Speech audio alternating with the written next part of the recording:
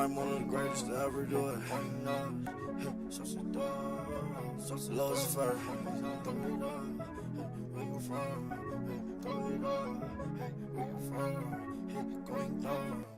Going down. Oh, sauce it down, sauce it up. Do too much, ain't enough, ain't enough.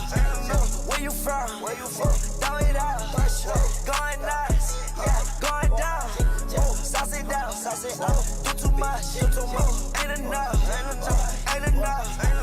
Where you from? Throw it out, going nuts, yeah, going down. Every day I'm ballin', so you know it's scoring. Moving so important, my back is enormous. These niggas keep hating, this is their last warning. Met that girl at night, ooh, fuck her through the morning. No, girl, I'm sorry. Hang up, girl, don't call me. No, you will not have me caught up all up on Mari. Cash out, make it rain, no game Atari. Ride me like a Harley, only boy in the party. I was on the phone, yeah, I would play with Cardi. Come on, that's Garcon, hearts all on my Cardi. I was in the Lamb Cardi, he was in a Rari. I'ma keep on flexing, you don't like me, then I'm sorry. Oh, sauce it down, sauce it up. Do too much, ain't enough. Where you from? Throw it out, going nuts, yeah, going down. Oh, sauce it down, sauce it up. Do too much, ain't enough. Where you from? Throw it out, going nuts, yeah, going down. Okay, big guap chasing, big not having, my money stacking. This shit was trafficking. This for all my niggas, the ones that be trafficking. All my diamonds African. I might go and mad the best. I already had that bitch, went and got a battle bitch. Persian rock, a Latin shit. Nice for a hoe like a Latin bitch. I can serve you. Hey, let me say one time. Hey, turn around, baby girl, let me serve you. Whoa. Yeah, they say that you wet like Squirtle. Yeah, walk around pigeon toe, got the bird flu. And you think you in love, don't wanna hurt you. Man, I think that I'm done, gotta swerve you. Oh, sauce it down, sauce it up. Do too much, ain't enough. Where you from? Throw it out, going nuts, yeah, going down. Oh, sauce it down, sauce it up. Do too much, ain't enough.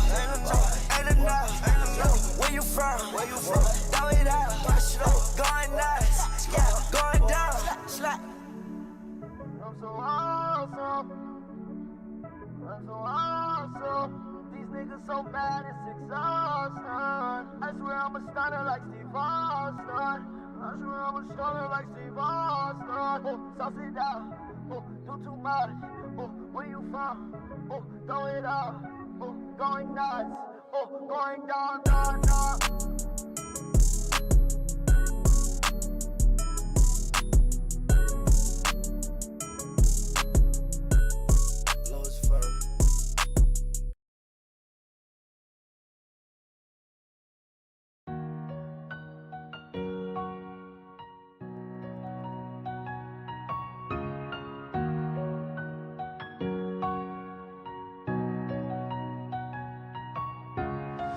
You fell so far down into the darkest depths of your reality, so deep that you might drown, but I'll dive right in just to catch you.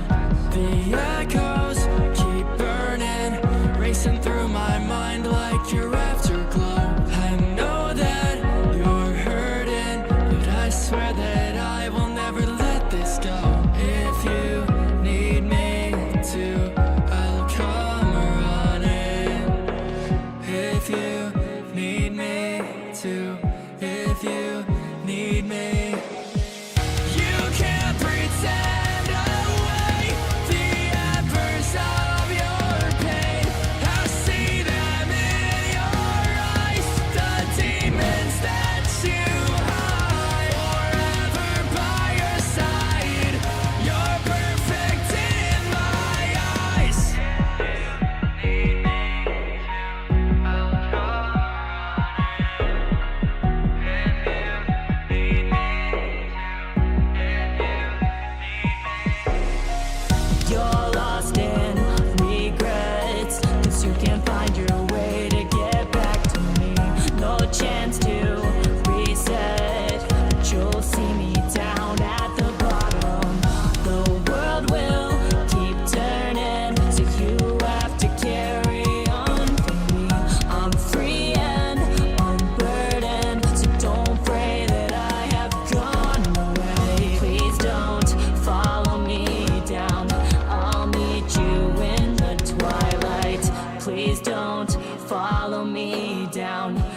please don't follow me.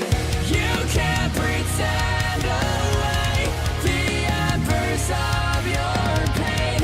I see them in your eyes, the demons that you hide.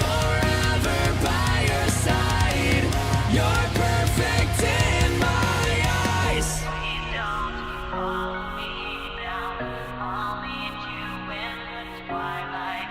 Please don't follow me down, please don't follow me. Please don't follow me down, I'll lead you in the twilight.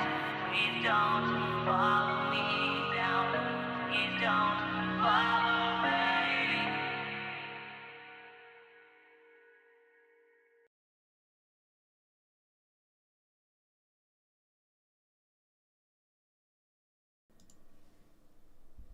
All right, mic check. 1, 2, 1, 2. What is going on, comrades? How is y'all's days, nights, whatever time it is for you? Oh yeah, hold up. Probably a little dark in here for you.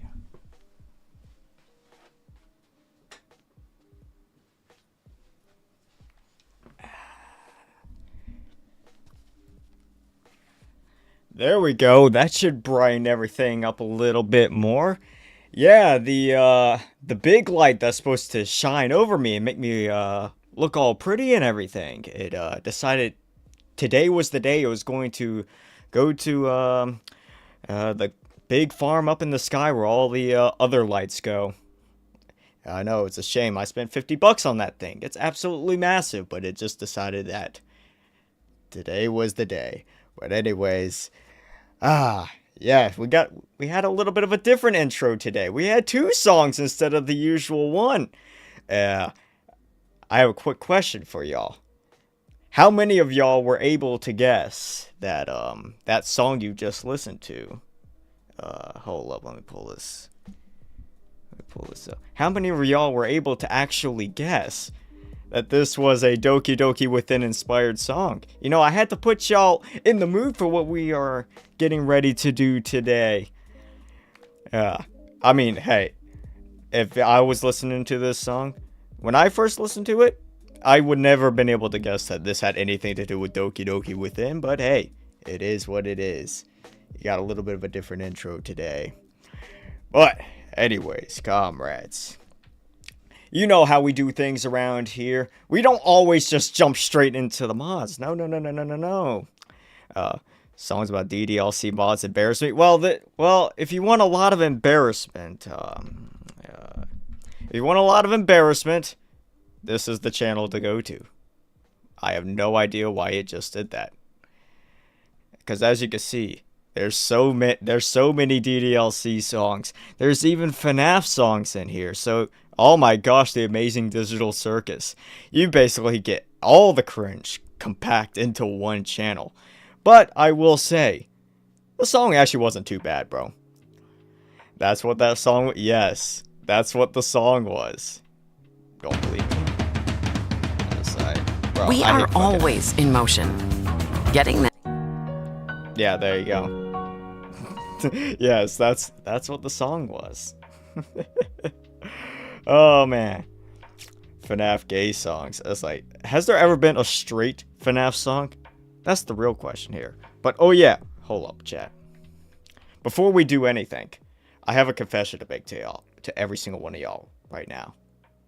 I'm officially coming out of the closet. That's right. It's like all of the hatred I've been, quote unquote, spewing over the years was actually just me projecting, you know?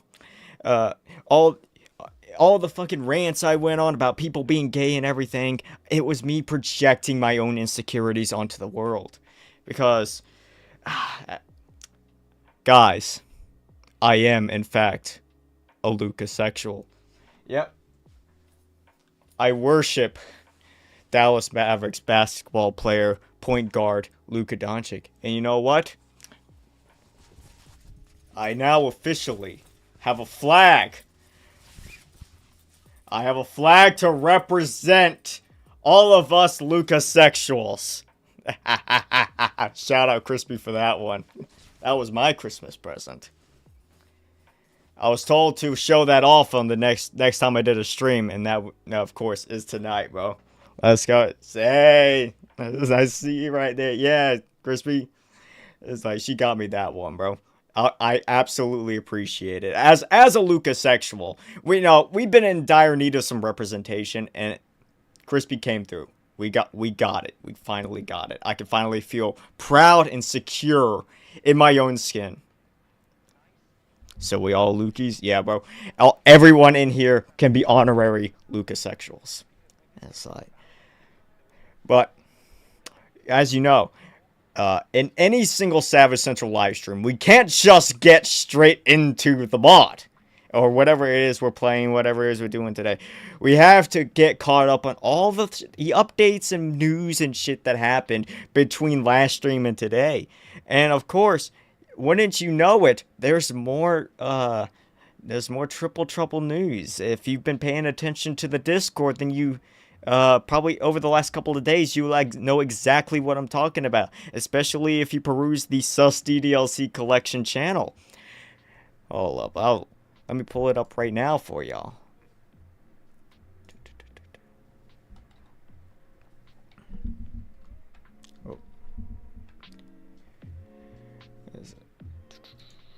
As I saw our good old buddy Spirit over here.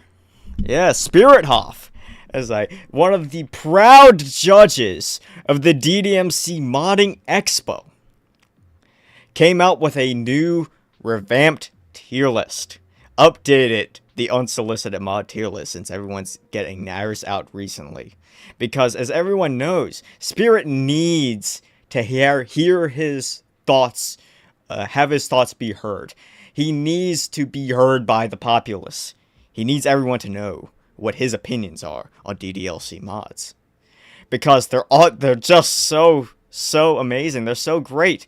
He is the arbiter of all truth when it comes to modding. Everyone knows this. And you especially like it when literally the comments down below are literally like, wow, these are some pretty hot takes. Is that ooh, Spirit? Exactly. Why are you saying ooh, Spirit?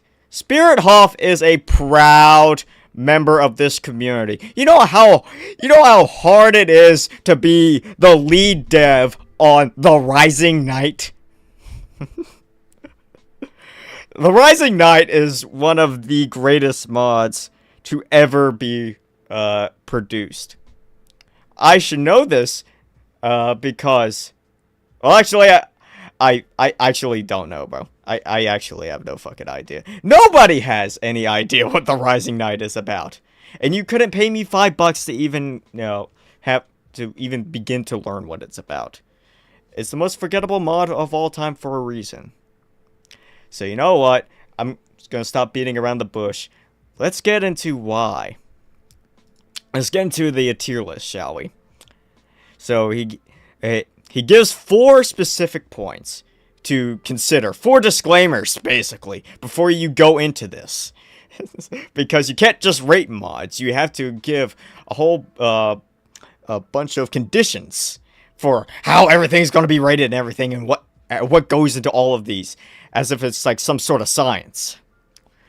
So the first point is all rankings are subject to change over time, for better or for worse. So basically, this is the codex disclaimer of I can rate a mod an 8 out of 10 one week, and then a 3 out of 10 the next week, based on whose dick I'm sucking. So basically, yeah, he says over the years I've been in this community. Yeah, okay, none of this really matters. He says Fruits of the Literature Club used to be my favorite mod, but now sits in C tier. I'll tell you right now, Fruits of the Literature Club was one of those mods that people really, really liked back in the day, but as the pretentious jackasses came into the community and started sniffing their own farts, they basically were like, this actually sucks now. Because some guy came in and made Before the Needle Lifts in Clay God, and now everyone wants to be that. But Fruits of the Literature Club is no longer in the in circle anymore. Neither is the original exit music. Although they are products of their time, don't get me wrong. But I feel like especially Fruits, to an extent, is getting a little more hated than it probably should. Unless you're Rosalind Crothers, in that case, you just, you hate it because of all the sexist undertones of the MC. Ugh, I can't have any of that in my mods now, can we? Number 2, rankings are based primarily on my overall opinion. Remember, guys, this is all Spirit's opinion, so you cannot criticize him for any reason. But let's hear what he has to say. So it says stuff like the writing, the characterization, and the plot are what I enjoy most in the mod. Keep this in mind. Writing, characterization, plot. These are the 3 things that are the most vital for judging a DDLC mod in Spirit's eyes. It doesn't matter how great the OST, yeah, he even says it right here, this means that no matter how perfect the OST, how beautiful the art and visuals, or how technically impressive the coding may be, oh, the almighty coding, the mod can still be rated very poorly if it ain't well written. You know what? I actually get behind that. I actually agree with this. This is how I rate all of my mods. All the mods that I have ever reviewed, rated, played, this is exactly how I judge them. The writing always comes first. Not to say any of the other stuff ain't important, but the story is like the main thing that anyone's really here for. So if the story's shit, why am I gonna, sit here and play it? It's like, you can have the greatest soundtrack, the greatest CGs, but if the story's shit, why the fuck should I play? So I agree with you, Spirit, here. Number 3. Number ratings serve to further specify my opinion on a mod within its tier. This is just basically like, oh, some mods are rated, yeah, it says right here, some mods are rated to 2.7 or a 2.2. Basically, it's marginal difference. It's just to separate which one is like marginally better or worse than the other. That one ain't that important. Number 4. Longer reviews on mods are selected carefully, and I will not take requests. Okay, so you're going to find that there is only 2 mods that he gives a specific slide to, that he gives a specific section to. Can you guess which ones those are? Well, you're about to find out in just a second. Spirit is going to contradict himself, isn't he? Whoa. Spirit has never contradicted himself at any point in time ever. He is the most consistent person I've ever met. I've had the pleasure of being around. There's no way he could ever be contradicting himself on any point ever. But without further ado, let's see what he has to say. And we're starting off in the S tier. These are basically the 4.5 to 5s, These are some of the best mods I've ever played. At the number 1 spot, at the perfect 5 out of 5. Before the needle lifts. Now, I've never actually played this mod. I'm not going to, sit here and judge it. So I'm going to skip this one. I'm going to skip Little Literature Club. But I'm just saying, at some point, we're going to have to play Before the Needle Lifts. Because the amount of dick sucking I've seen surrounding this mod, it needs to be, it needs to be studied. We need to see for ourselves. We need to be DDLC mod scientists and examine this one to see just how amazing it really is. And I heard Little Literature Club was good too, but I don't know if it's a 4.7. But that's another one you gotta get around to. And then we get to I Am Monica. Now, this is one I actually agree with. I think, yeah, definitely somewhere between a 4 and a 4.5. It's definitely one of the best mods that has ever been released. Now, yeah, I know it's made by Fit Marshmallow, but come on, a good mod is a good mod, alright? I'm not gonna sit here and bust balls over here, just because I don't like one guy. Just One Cupcake and A Date with Monica. Never played these two, so I'm not gonna judge his opinion. And then we get to the first pure fucking miss of this entire list. Project Wintermute at a 4.2. What does good old Spirit have to say about the DDLC Plus clone that had basically no fucking story to it, no real gameplay to it, and was completely lackluster in everything except visuals and OST and all that shit? Actually, not even OST. The soundtrack was pretty mediocre too, now that I recall it. It was literally just the visuals. That was it. It was just a DDLC Plus clone. Let's see, what does Spirit have to say to this? The best coded mod I've seen so far. The devs really went hard on the visuals, and saying that is an understatement. Ew, VA mods? I'm like, yeah, this is a VA mods, but Project Wintermute is actually Wretched Team's final mod. So, not a VA mod, but close enough. But you notice here, he says best coded mod, and the visuals were really good. But you remember, if you go back to here, go back to the very first slide. Go back to point 2. He says right here, writing, characterization, plot are what I enjoy most. No matter how perfect the OST, the art, and the visuals are, or how impressive the coding may be, that none of that really matters at the end of the day if the story is shit. But we know Project Wintermute is, a complete lackluster mod from a storytelling standpoint. But yet, Spirit makes sure to make that the key point when judging this mod. If I were to judge this mod, I'd give it a 2. Like, realistically speaking, it has no replayability whatsoever, which, I mean, it's not exactly the be-all, end-all when it comes to DDLC mods. But it really was just boring. There was, nothing really to Project Wintermute. Again, it was a DDLC Plus clone. That's all it really was. It was probably one of the most lackluster ways to end, the tenure of one of the one of the quote-unquote best modding teams to ever exist. But, you see, the third point down there is the lore isn't all that great. But I still found plenty of enjoyment and experience regardless, since the rating as high as it is. The lore isn't all that great. Basically, the story is not good. The story is not good. There's really no meat on this. There's no real meat on this bone here. But the experience is it. He enjoyed it regardless. But a 4.2. A 4.2 just seems a little high, don't you think? I don't know. I'm just saying. 2 to a 2.5 for me. That's the first clear miss. You notice a theme here, right? Go back here. DWAM. VA. Go over here. Wretched Team. DWAM. VA. VA. Now, I never played Dreams of Literature. I'm not going to judge that one. Roadie Road Trip is a seemingly fair assessment. I'd probably give it a 4. I agree with that one. Oh, we get the first, and only Team Red Mazda mod in this entire, thing here. SVHS. And it's a 4.2. That's a fair rating. I would give it somewhere between a 4 and a 4.5. That's perfectly accurate. Yuri gets a haircut. The mod we played, not that long ago during the first Expo stream. That gave it a 4. He gave it a 4.2 as well. I would say somewhere between a 3.5 and a 4 for me. That's pretty accurate.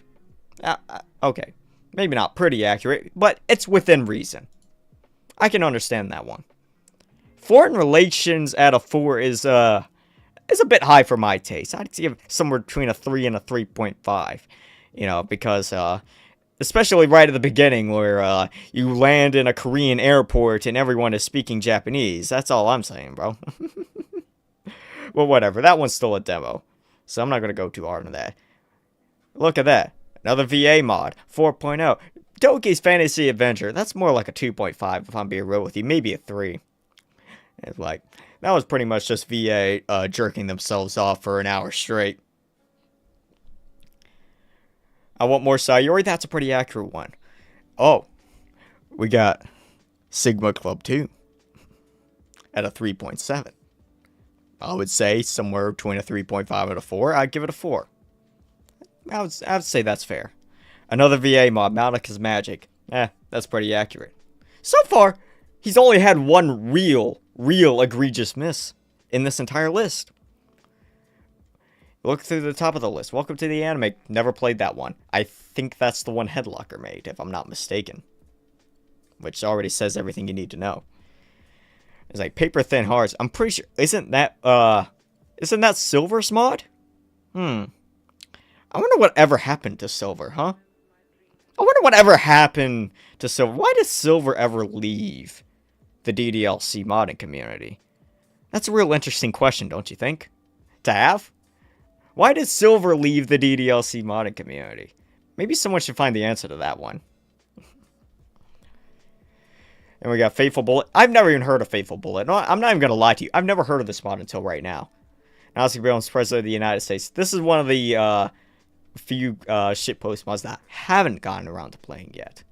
But you notice how it says under the bits of summarizing here, the first point, VA level shitpost that came out of nowhere and I loved it. We have now gotten to a point where if someone makes a shitpost mod that is above average, it is considered a VA, a various artist level shitpost. You mean to tell me that the various artists have no pull over the modding community? You mean to tell me they have no influence over the modding community? Brathen? Weiss? All y'all motherfuckers? You called us fucking crazy. But yet, everyone keeps bringing them up whenever someone makes a high quality mod. Oh, it's a VA type of mod. It's a VA level mod. They had no influence over this community whatsoever. And then we get to the second miss of this entire tier list so far. Downpour. Doki Doki Downpour. Doki Doki Femboy Adventures. Doki Doki Bend Me Over, Senpai, and Rail My Tight Little Ass. Doki Doki Norble's Fantastic Emo Adventures. Sorry, Norble, I had to do it to you. How this mod got a 3.5 is absolutely fucking beyond me. As it's literally one of the most annoyingly frustrating mods I've ever had the displeasure of sitting through. And keep in mind, we only got through day 1, and I already wanted to fucking kill myself.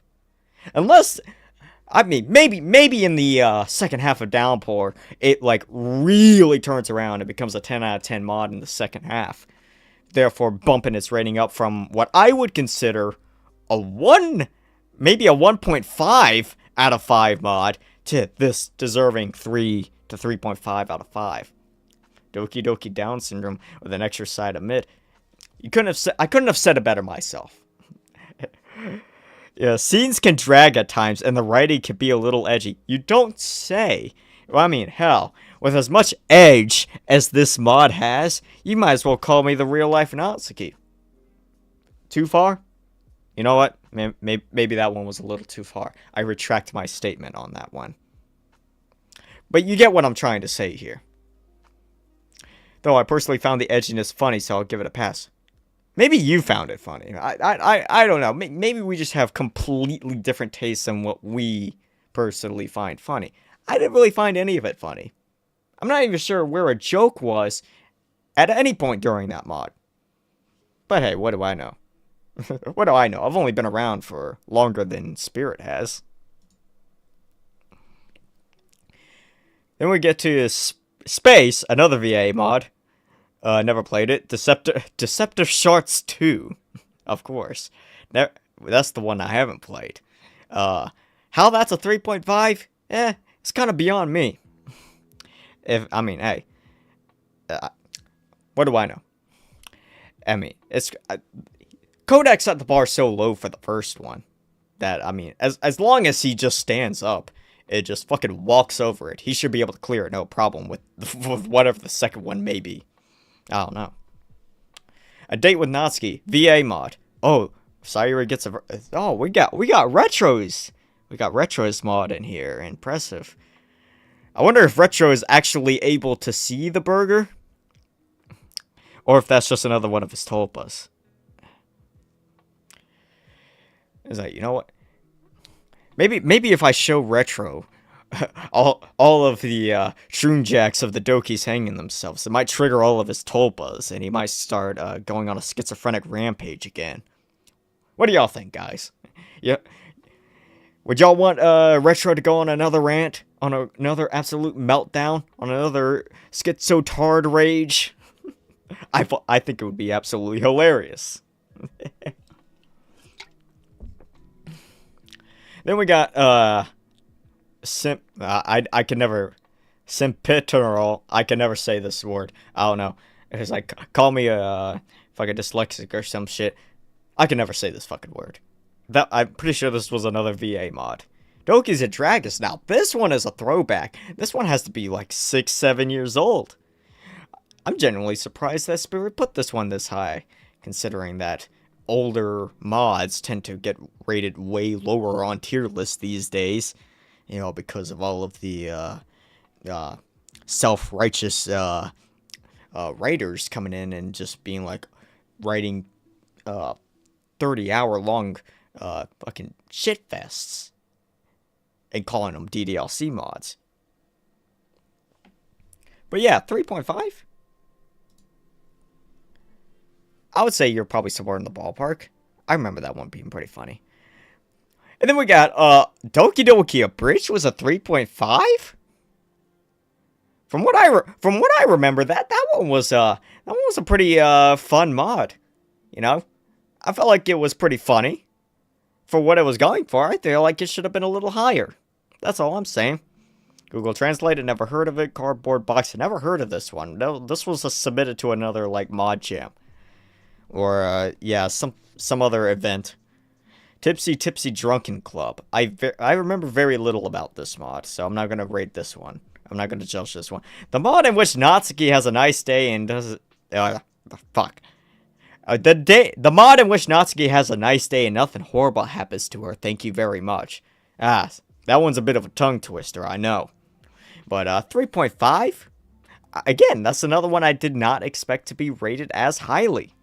But you know what? I'm actually here for it. So far, Retro is...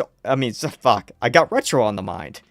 Spirit. I get my DDMC lolcows mixed up. Spirit is, so far, spin some facts. He's only had a couple of real duds.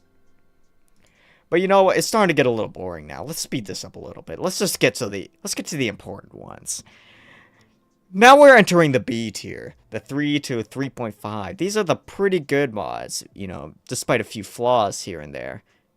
Do you see one mod here that sticks out above all of the rest? There's one mod that clearly does not belong here. One mod that, in my opinion, should be rated all the way somewhere in this ballpark, you know. I'm of course talking about Ego Death, one of Xavier's masterpieces, the mod that directly inspired I Am Monica's existence. Without Ego Death, I Am Monica does not exist. What does Spirit have to say to get kind of a low rating for this one? Monica's superiority complex is depicted well throughout. However, Monica herself is slightly out of character. I'm sorry, what? Monica is out of character? Monica has literally been floating through a void endlessly for God only knows how long. It could have been days, it could have been months, it could have weeks, months, who knows, years, decades, maybe a century. Maybe Monica might be slightly different after all of this time just floating throughout the void of nothingness with nothing but her thoughts. might just be a tad bit changed in that time. So I don't know. I feel like that one's a bit yeah, out of line, out of pocket. Again, yeah, the out of character excuse. You're right on the money, man. They always got to use the out of character excuse, you know? It's like Monica is out of character. Sayori is out of character. She didn't fucking hang herself by the end of Act 1. She's out of character. It's like Yuri does not have an autistic obsession with CSGO butterfly knives. She's out of character. When they say out of character, what they really mean is not up to my standards for how I depict my own waifu. That's what they really mean when they say out of character. It means that what they think of their perfect waifu, Doki waifu in their head, is not being represented perfectly by the mod they're playing. Therefore, they have an issue with it. The other voices being voices in our head tormenting her are pretty accurate. So long as they're that. Voices. Wait a minute. This one just... That one doesn't quite even make any sense. I'm not even sure what the point is even being made here. So, okay. So what you're saying is that, Natsuki, Sayori, and Yuri, tormenting Monica in the, the fucking void of nothing. You mean to tell me that as long as they're actually not real, then it's valid? Who knows? They could just be, demented fucking spirits that came back from beyond the grave just to, fuck with Monica. I think the mod would still be the same if that was the case. I think the mod would still stand perfectly fine. I don't think that would deduct points in the slightest. But then you get to the final point. Wasn't a fan of the writing style. For anyone who's played Ego Death, you know exactly where this is. You know exactly how bullshit all of this is. You know exactly how bullshit that one specific point is. Because the whole point of Ego Death is that the entire mod is literally just a poem. Is literally a Shakespearean poem that has been translated into a DDLC mod. Oh, the irony in that. Spirithoff, the guy who reviews mods about a visual novel game about writing poems to woo up, her favorite girl in the club, does not actually like reading poems. How fucking ironic. How funny is that? This guy was the judge of the 2024 Doki Doki Modding Expo, by the way. But yet, he doesn't like reading poems. He doesn't like the writing style of poems. Of Shakespearean style poems. Alright. And then we get I Gently Open the Door, 1 and 2. That's roughly fair. DDMC Heartstruck. DDLC Heartstruck. I've never played Heartstruck. I heard it was pretty decent, but I've never actually played it. I'm not going to judge this rating. DDMC Celebration being a 3.2. I'm sorry to the guy who made this. I know you were in my Discord server. I'm pretty sure you're a chill guy. But I'm never in a million years going to play this shit. You couldn't fucking pay me to. Well, actually, you could pay me. The price is $100 if you really want to do that. But other than that, you could not convince me to actually play this. I want no interest. I have no interest in playing anything that celebrates the people who have actively slandered me for going over 2 years now. The original Deceptive Hearts being a 3? I'm sorry. That's a little ridiculous. That's your 4th fucking miss right there. I'm pretty sure all y'all were there when we played Deceptive Hearts. That's a 1. You know what? That's not even a 1. That's a 0.5. Other than Retro having a fucking Tulpa moment, that was one of the worst mods I've ever fucking played. No cap. No cap, bro. Haunting of Moss, 3 is a little too high. I've not played this one on the channel, but I have seen a playthrough of it. It's way too fucking high. That's a 2. That's easily a fucking 2. Then we got the original Sigma Club being a 3. Pretty accurate. Comedy Club 2, never fucking played it. I've never even heard of My Cloudy Reality Plus. I've been out of the loop a little too long. There's a few too many of these mods I have not heard of. Oh, we got Sayori Says No to Suicide being in the 2.7 range. I find that one a bit accurate. You know what? The mid tier. This is the C tier. We'll call it the mid tier. It's alright. That's the best thing I can say about it. The mid tier. Got Fruits of the Literature Club in here. Alright. That seems pretty accurate. Alright. Let's consider... This is basically going to be the equivalent of my B tier. Alright? So, you got Vigilante down here, you got Salvation Remake, you got After School, you got Shell Shocked even. I expected Shell Shocked to actually be way higher on this list. So I'm actually shocked that he put this one up this low. I would have actually rated this higher. It's like, me being generous. Who could have thought? Okay, then we got Turquoise. Oh, it's like, get it? Because it's Sayuri and Monica. Sayuri's blue, Monica's green. Oh, and it creates turquoise. Ooh. Tormuse was really creative when he came up with that name. I already know it.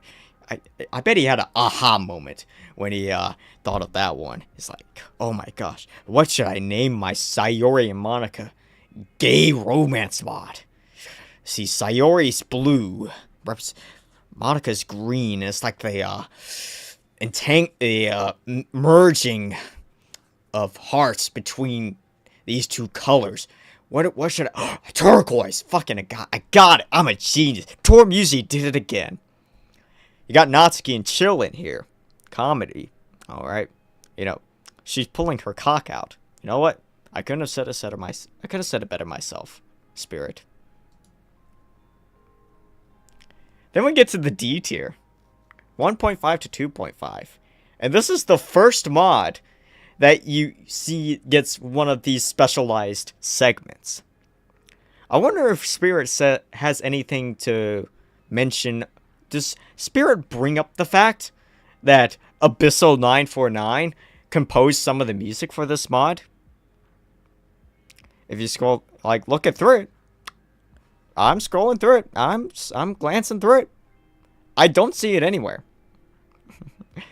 So despite the fact that he's actually rating it relatively fairly in comparison to what the rest of the DDMC would rate this, the fact that he does not mention the fact that Abyssal 949, the horsefucker slash toddler con enthusiast, had a very significant part in the production of the music for this mod, I think says a lot.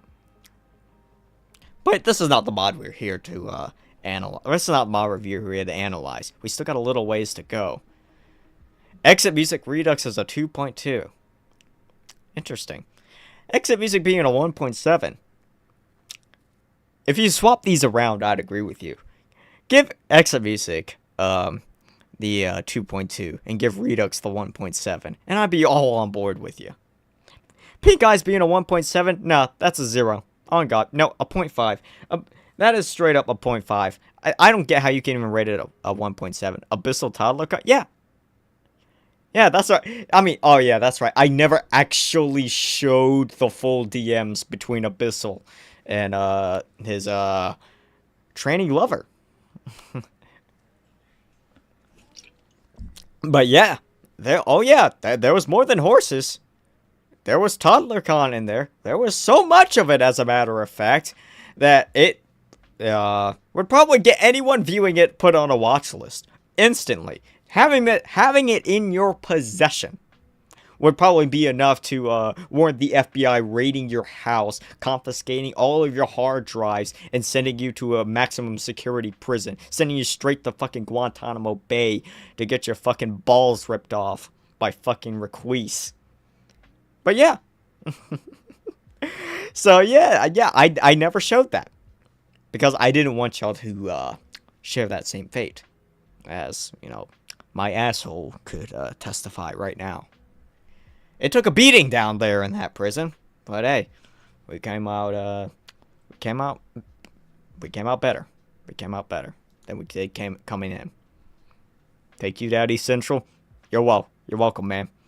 I'm doing y'all a service. But yeah, it was more than just horses. It was more than just saying he wants to fuck toddlers. He wants to fuck his own kids. There was actual toddler con, you know, drawn animated pictures of actual like 2-year-olds getting railed. I'm actually disgusted thinking about it. Dear God. It's got me fucked up. But enough of the sick, perverted shit. Let's get back to this, shall we? We got to Within. 2 2-year-olds actual? Pretty much, yeah, they are. You can maybe make the argument that they were like 3, maybe 4. If you're feeling real bold, maybe even 5. But yeah, they were very, very, very, very young. Let's move on, please. Yeah, I'm gonna agree with you. I want to move on. I want to move on from this conversation. Then we get to Within. We finally get to Within. And he actually gives it a 1.5. Spirit is actually harsher on Within than I was, which is actually shocking. I would have given it a 2, which is roughly about the B tier. We're pretty much in the C tier at this point. We're in my C tier at this point. Although I do find it funny that Retro's mod, the girl with the bow, the one that he was so absolutely appalled and beside himself that I had the audacity to play and record a stream and post to my channel. He was absolutely beside himself. He was disgusted. He couldn't believe that someone as horrible as Savage Sentral would dare to play his sweet little innocent mod. If only I still had the screenshot of that. I promise you it existed, and it was fucking hilarious. Alright, got Yuri's disappointed in you. Okay. Now we're getting into the F tier. So this would be my D tier. Okay, cause I don't have an F tier in my reviews. I go just to D. So this is my D tier. I noticed we got the Monica mod in here, so fuck you, Cryo. I was right when I said that mod sucked. But oh, would you look at that? We can actually agree on this one. World of Dreams is a 1 out of 5. This is one thing I'll actually wholeheartedly agree with Spirit on. So far, we've had some disagreements here or there, but for the most part, I've been able to understand where he's coming from with all of these placements. Obviously, everyone's going to be biased when they, are giving their opinions, are reviewing things. Everyone's tastes are different. I understand that. Are y'all ready for me to click the next slide? I hope y'all are ready, because you're about to get flashbanged harder than I was gonna make a joke there, but you're just gonna get fucking flashbanged, alright? I have nothing to say. Let's just fucking do it. I'm ripping the band-aid off. It's fucking Triple Trouble. Triple Trouble is a 1 out of 5. It is literally D tier. It is pretty much as low as you could possibly get. Doki Doki Triple Trouble is one of the worst mods to ever be created in the eyes of Spirit. And not only that, just like with Undercurrent, he actually has more to say about this mod than any other mod he's ever reviewed. I think it's safe to say, we have fully broken him. He has become fully butt broken by Knuckles and Jay shitposting. It is fully Jover for Spirit. He has been completely mind raped. You know what I have to say to seeing a fucking review like that? This is all I really have to say. You're raped! You're totally raped! You're fucking pathetic, bro! You are totally and utterly fucking pathetic, dude! I've never...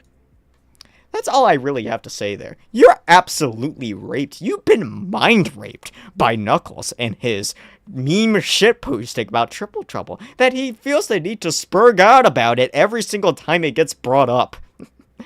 But you know what? Let's see what he has got to say. Maybe he makes some good points. The only way to start this review is to talk about the few positives of the mod. For one, the CGs by procs were phenomenal. Of course, he has to talk about procs because everyone sucks procs off in this community.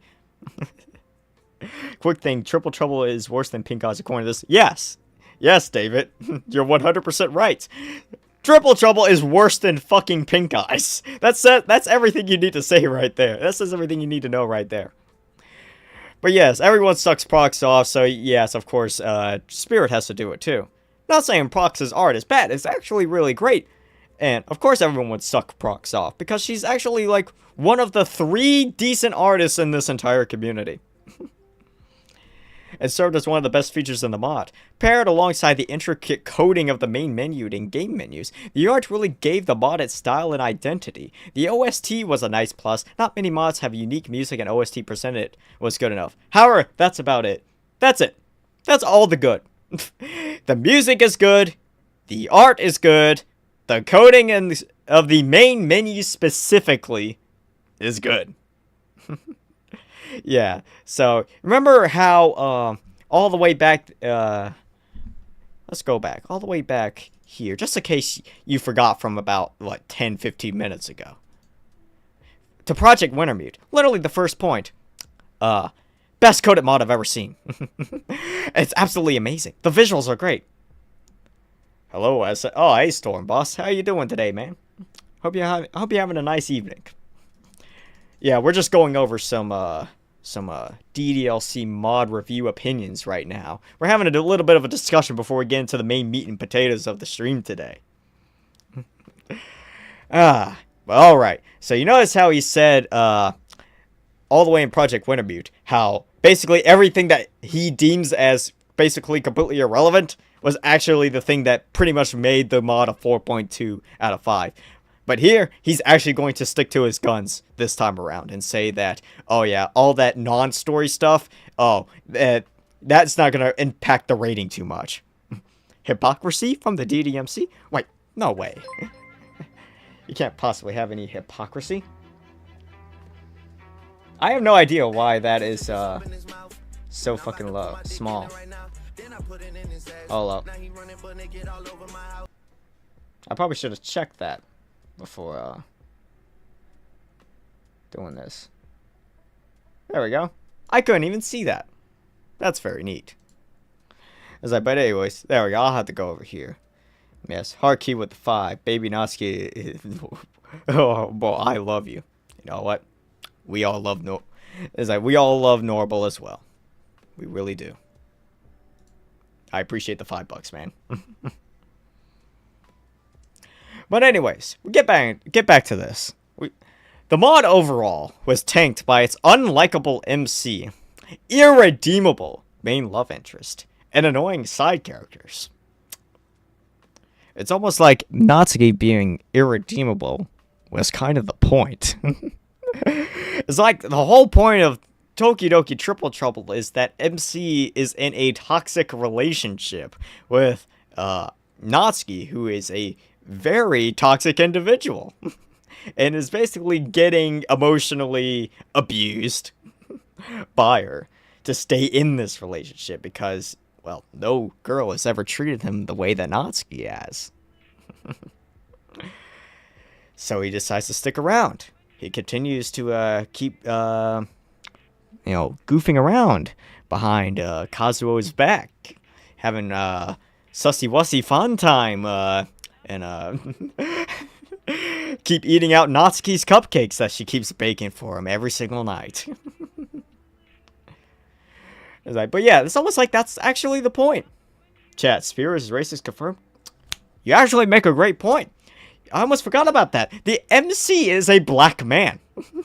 And as one thing that I've actually come to find out about people who don't like Doki Doki Triple Trouble, one of the things they hate is the fact that the MC is black. Is a black man. This vexes me. I'm sure it does, MC. I'm sure it does.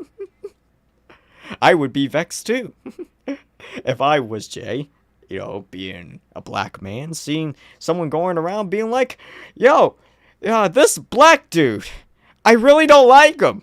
I want him to be more like me. I want to be whiter. I want to be able to blend in with the snow outside. Being a fellow snow roach. But we're gonna, you know what? That's being uncharitable. Spirit's not a racist. He's in the DDMC.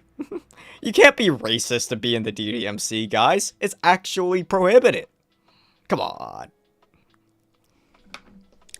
Including the cringy dialogue throughout, playing through the entirety of the mod proved itself to be nothing short of a tedious challenge. It's almost like what he's saying about this could be basically applied to Downpour. It could be applied to Exit Music Redux, You see, Savage, in order to see the point, one must understand women aren't wholly pure creatures, and that they are fucking flawed human beings. In order to see this point... Oh, fuck, it went away too fast. Shit. In order to see this point, you'd have to talk to a woman. You cracked the code, Baby Noxugi. These guys do not go outside. You know what? It actually becomes very prevalent the further down we go. In some parts, the mod wants to place humor at the forefront of the identity, while in others, it attempted to be overly serious in stark contrast. Let's see. A mod that is supposed to be have serious romantic moments in some parts, but also comedic moments in other parts.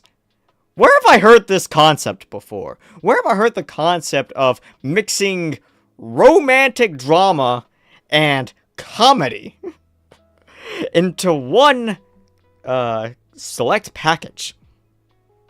There's never that. No one's ever done that before. Hence why he listed this as a romance/drama. Oh, wait a minute. That's right. It's called a rom-com. It's almost like Doki Doki Triple Trouble was advertised from day one as a rom-com. And inspired from true events. Exactly. It was advertised as a romantic comedy. But yet Spirit does not seem to grasp the concept that you can actually have romantic drama mixed in with comedic moments. It's actually impossible. You must have one or the other. It's like, Spirit's brain does not compute. Just like he couldn't stand reading a poem in his DDLC mod. It's impossible. He can't have it. Alright, okay, where was I? I was here. This constant shift between the two was jarring, and left the end result as an uninteresting mess of a story. I don't know about y'all, but I don't know, the mods seem pretty interesting to me.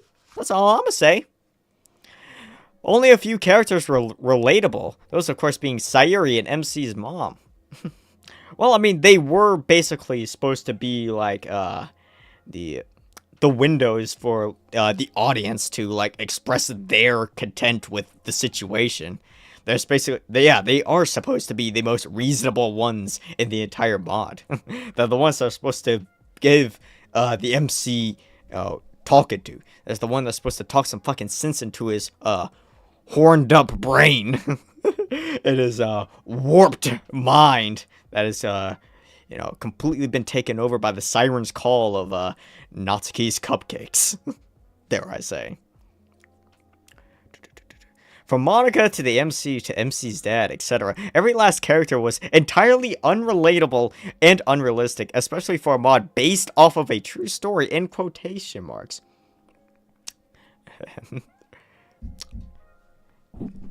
Spirit, I hope you know that when someone says based on a true story, that doesn't mean that the entire thing that is the story is being based on, the medium, let's say for a movie, for example. Let's say you're watching a war movie and it says it's based on a true story. Let's say you're watching I don't know. What was it, 1917? I think that was the movie, or Dunkirk. That's a good example. Yeah, everything that was portrayed in that movie, every single scene in that movie was a one-for-one recreation of an actual thing that happened in real life. All the conversations, exact one-for-one. Nah, bro, that's not exactly how that works. When it says based on a true story, what they really mean is we taking an actual story that happened, and we're kind of using that as the foundation to tell the story that we're about to tell. Not every single element of this story is going to be a one-for-one recreation of what actually happened. We're going to take some creative liberties in order to tell an actual fucking story. Yeah, because, there was actually a character in Jay's high school that was exactly like Monica, and that she got absolutely no sleep and was a complete bitch to everyone and ran the student council and everything. I'm sure that was an actual character that existed. Or maybe Monica was written like that because it was funny. I learned that no matter how ridiculous, unreal, or absolutely fantasy something is, you should always... fuck it. Damn it, these always keep disappearing on me. No, something is, you should always put based on a true story at the end to fuck people up. Yeah, bro. That's hilarious. For as much credit as I wish to give this mod, and the ending was one of the worst possible choices to behead the theming it was going for. That being a toxic relationship between MC and Natsuki. I want you to guess what the next actually, you can read what the next sentence is. To end the story with everything coming back the way it started gave this mod zero meaning to be played, and with no moral to ever be learned. Like a train running its course in a circle. Nice. I see what you did there. This mod never once moved forward in a meaningful or satisfying conclusion. You know what this means, everybody? You know the only way you can possibly get an ending where everything just goes back full circle? Everything just goes back to the way it began? As if you intentionally get the bad ending. As if you intentionally choose to stay with Natsuki at the very end of the mod, continuing the toxic relationship instead of leaving her ass, which you're clearly given a choice to do. Spirit intentionally chose to stay with Natsuki, therefore continuing this entire toxic cycle of abuse. Therefore learning absolutely nothing. Spirit himself chose to learn absolutely nothing and to learn no moral, and to choose to have no moral be learned. He entirely chose this outcome and is now complaining that this is a bad thing. How dare I choose the bad ending of the mod? How dare I be allowed to choose the bad ending to a mod? This is outrage. This is outrage. I want to be held. I want my hand to be held throughout the entire mod. Or it's more like Spirit just wants things to complain about. It's almost like this is a complete nothing burger, and that Spirit made this entire point up just to give a reason to be mad at the mod. The fact that he was acting like no one could just simply fact check him on this is absolutely absurd. But yet we move on. The uses of ATL to shift the camera. Okay, so I think all of this is just like complete utter nitpicks. Yeah, it's just like, oh, I don't like the ATL and the cameras cutting between the characters during certain scenes. Okay, that's a complete nitpick. While the main UI was done pleasantly, the rest of the UI clearly did not meet the same standards of quality. I wonder how. Can you please elaborate on this? This could be mostly seen in the mod's text box with clips out at odd points along its border. Oh wow. The mod text box is slightly ever so imperfect. Therefore I'm docking points from the mod. I have to dock a literal whole point off of this because one pixel was out of place. I want to hear your full reaction to Left Behind's placement when you get to it. Oh, I know I actually know what's next. I've already gone through this before. I already gone through this the day he posted this. I just thought it would be funny to go over it again with all of y'all. But yeah, that one's gonna be pretty funny. It's like cookie? Yes, Sayori, I agree. I want a cookie as well. As a matter of fact, hold up. I'll be right back. Just a second.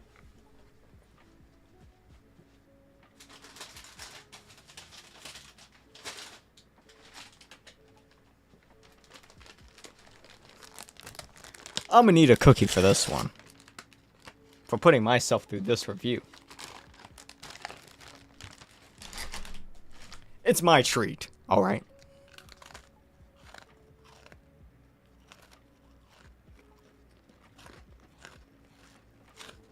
You know what?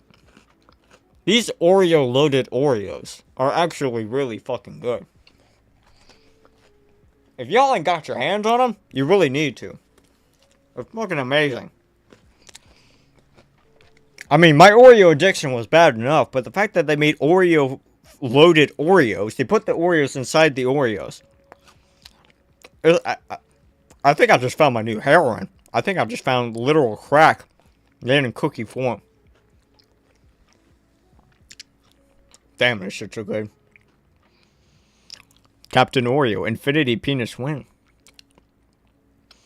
Damn. Yeah. I wonder, when is Captain Oreo ever going to make that mod? He said he was going to release it, but then I haven't heard anything in literal months. Had Oreo Coca-Cola myself. No, now you're reminding me of that Dirt Thief video. Where he showed off his beluga whale of a mother. His actual beached whale of a mom. Who probably has to roll on her stomach from room to room just to get anywhere. Because she's eaten herself into being 500 fucking pounds due to the depression that she's got from her groomer pedophile son, autistic son that keeps getting into fucking court cases because he keeps having the audacity to tell girls that they're going to get raped. I'd probably eat myself into a diabetic coma too. I would stress eat myself into a fucking coma if I had to put up with someone like Dirt Thief every single day and be like, damn, that's my fucking son? I'm a failure of a human being. This is what my life has worked up to? Damn, I really should fucking kill myself. On God. On Jah. Anyways, let's see. Where were we? Oh yeah, the text box being like 1 pixel out of place. There are also points where text went over the quick navigation menu, showing the mod's extreme lack of polish in any area but the main menu. Oh no! At one point during the mod, the text went 1 line too far and clipped into the navigation menu? Oh my gosh! Call the fucking ambulance. It's like, it's fucking over. It's fucking Jover. Call the coroner. It's fucking dead. Doki Doki Triple Trouble is dead on arrival. Fucking mocked. Fucking raped. It got absolutely fucking raped. You're raped. You're totally raped. You're fucking pathetic, bro. You are totally and utterly fucking pathetic. Absolutely raped. This is like Spirit Off coming in, bro. Absolutely laying down the smackdown on J Killing Gaming. Anyway, not only that, the art assets outside of the CG were poorly done. Assets such as the couple nights BGs and most outfits for the characters felt rushed. Most notably Natsuki's dress, which at best looked like a JoJo's Part 5 outfit. What exactly is the problem there? Like, I'm actually curious, what exactly is the problem there? I don't see where there's an issue with Natsuki's dress. He's talking about the green one, right? For the prom? During that scene? I don't see exactly what the issue was with that dress. I think he's just making shit up at this point. It's like, Spirit, if you're like the fucking arbiter of like, what good dresses on Dokis look like, maybe you should provide some examples. Maybe you should draw your own dress that Natsuki should have wore in this scene. Maybe you should polish it up. Maybe Jay should hire you to work on the fucking dress next time. While the mod plays into the promiscuous nature of Natsuki's outfit choices, the fact that these are horribly designed to begin with doesn't sell them as actually buyable outfits that are more than simply vulgar and heavily sexualized outfits for her to wear. I got 2 points for this one. First of all, it's a romantic comedy. Her being sexually promiscuous is kind of the fucking point. The fact that she wears all of these goofy-ass outfits is kind of the fucking point. She's supposed to be a hoe. She's a thought. She belongs to the streets, dare I say. She is for the streets. But also, I wouldn't say that's entirely unrealistic. I want you to go to Spirit. I understand you have not been outside. You have not had the displeasure of talking to these types of women before. But I guarantee you, you go to a mall right now, go to the Hot Topics section. You'll probably find at least one bitch around there that looks something like Natsuki. Wearing some of her hoe-ass outfits. You'll find at least one of them there. It's not that hard. It's like shooting fish in a barrel at that point. But yeah, don't act like it's like the most unrealistic thing ever. It does happen. People are like that. Didn't After School also try making Natsuki a hoe too, but when JQ does it, it's bad? I've never actually sat down and played all of After School, so I'm not going to comment on that. But if that's the case, that'd be fucking hilarious. Just another example of hypocrisy from a boy. Spirit over here. Let's see. It also not helped by the fact that the story never really ends with Natsuki changing her behavior, leaving no story to be told in the wide selection of outfits, a fatally missed opportunity for the mod that really could save its rating. So now Spirit basically wants the mod to be an entirely different story. Are you starting to notice something here? All of these critiques have been all about Natsuki. About how Natsuki's a hoe. Why is Natsuki a hoe? Natsuki doesn't change her behavior. Natsuki doesn't get a redemption arc. It's almost like you want Natsuki to have a redemption arc. It's almost like you don't care for what the actual story that's trying to be told here. You just want to be Captain Save-A-Ho in this bitch. What's your favorite Doki, Spirit? I wonder what Spirit's favorite Doki is. If Natsuki is somewhere in the top 2, then it confirms my suspicions. If Natsuki's either 1 or 2, then it absolutely confirms my fucking suspicions. Because, again, it's like, the only people you really hear that, like, are speaking like this when it comes to Triple Trouble are usually Natsuki simps, or people that are just, like, hardcore, sex is bad type shit. Which, so far, I haven't, like, seen, like a hardcore stance on, like, ew, sex in anything he said, so that clearly must not be it. I think you're upset, Spirit. I think you're upset that J Killing Gaming dared to present your Queen Natsuki as someone other than this innocent little tsundere who likes mangoes too much and baking cupcakes and hanging out with her friends. Almost like it's a My Little Pony episode. But anyways, one very unique scene that deserves special attention was the brief animated segment in the prom scene. Oh, the one that took weeks to make? It actually took I think it took close to 2 months to make, didn't it? The one that took weeks to make? Yeah, bro. That was pretty cool. And I mean, hey, we got the vibe out. It was like a good little interlude section. What was the problem with it? I thought it was pretty fine. I thought it was pretty nice. I thought it was pretty fire. Most of the scene was animated similar to the ending of Jujutsu Kaisen Season 1. Okay. A very poor choice considering its terrible art style to begin with. Oh, so now we're just shitting on the art. Now, I'm not gonna lie. The art wasn't that great in that scene. It's one of the few things you could probably knock the mod for, is that it wasn't, the art in that section wasn't the best. But like, come on. Cut us some slack. It's supposed to be a comedy still. Did you forget that part? Oh wait, Spirit. Your brain doesn't comprehend the fact that something could be a romance and a comedy mod. That can't possibly be it. It always has to take itself seriously 100% of the time. At a few points, the style switched to a more realistic style, then into a more neon one, and throughout the entire animation, I couldn't help but question, why? Maybe because it's fun. Ever thought of that, Spirit? Ever thought that maybe you could just have fun playing a mod? Maybe you don't have to overthink everything. Maybe not everything has to have, like, a much deeper symbolic meaning. maybe sometimes you can just sit back and be like, this is cool. This is fun. I like this. But no, not Spirit Off. Everything has to have a much deeper meaning. And not only that, it specifically has to have the deeper meaning that I want it to have. And if it doesn't, I'm going to knock it. I'm going to knock it for that as well. If the mod has a deeper meaning, has like a deeper message, but it's not the message I want, nah bro, can't have that either. I'm going to knock points for that too.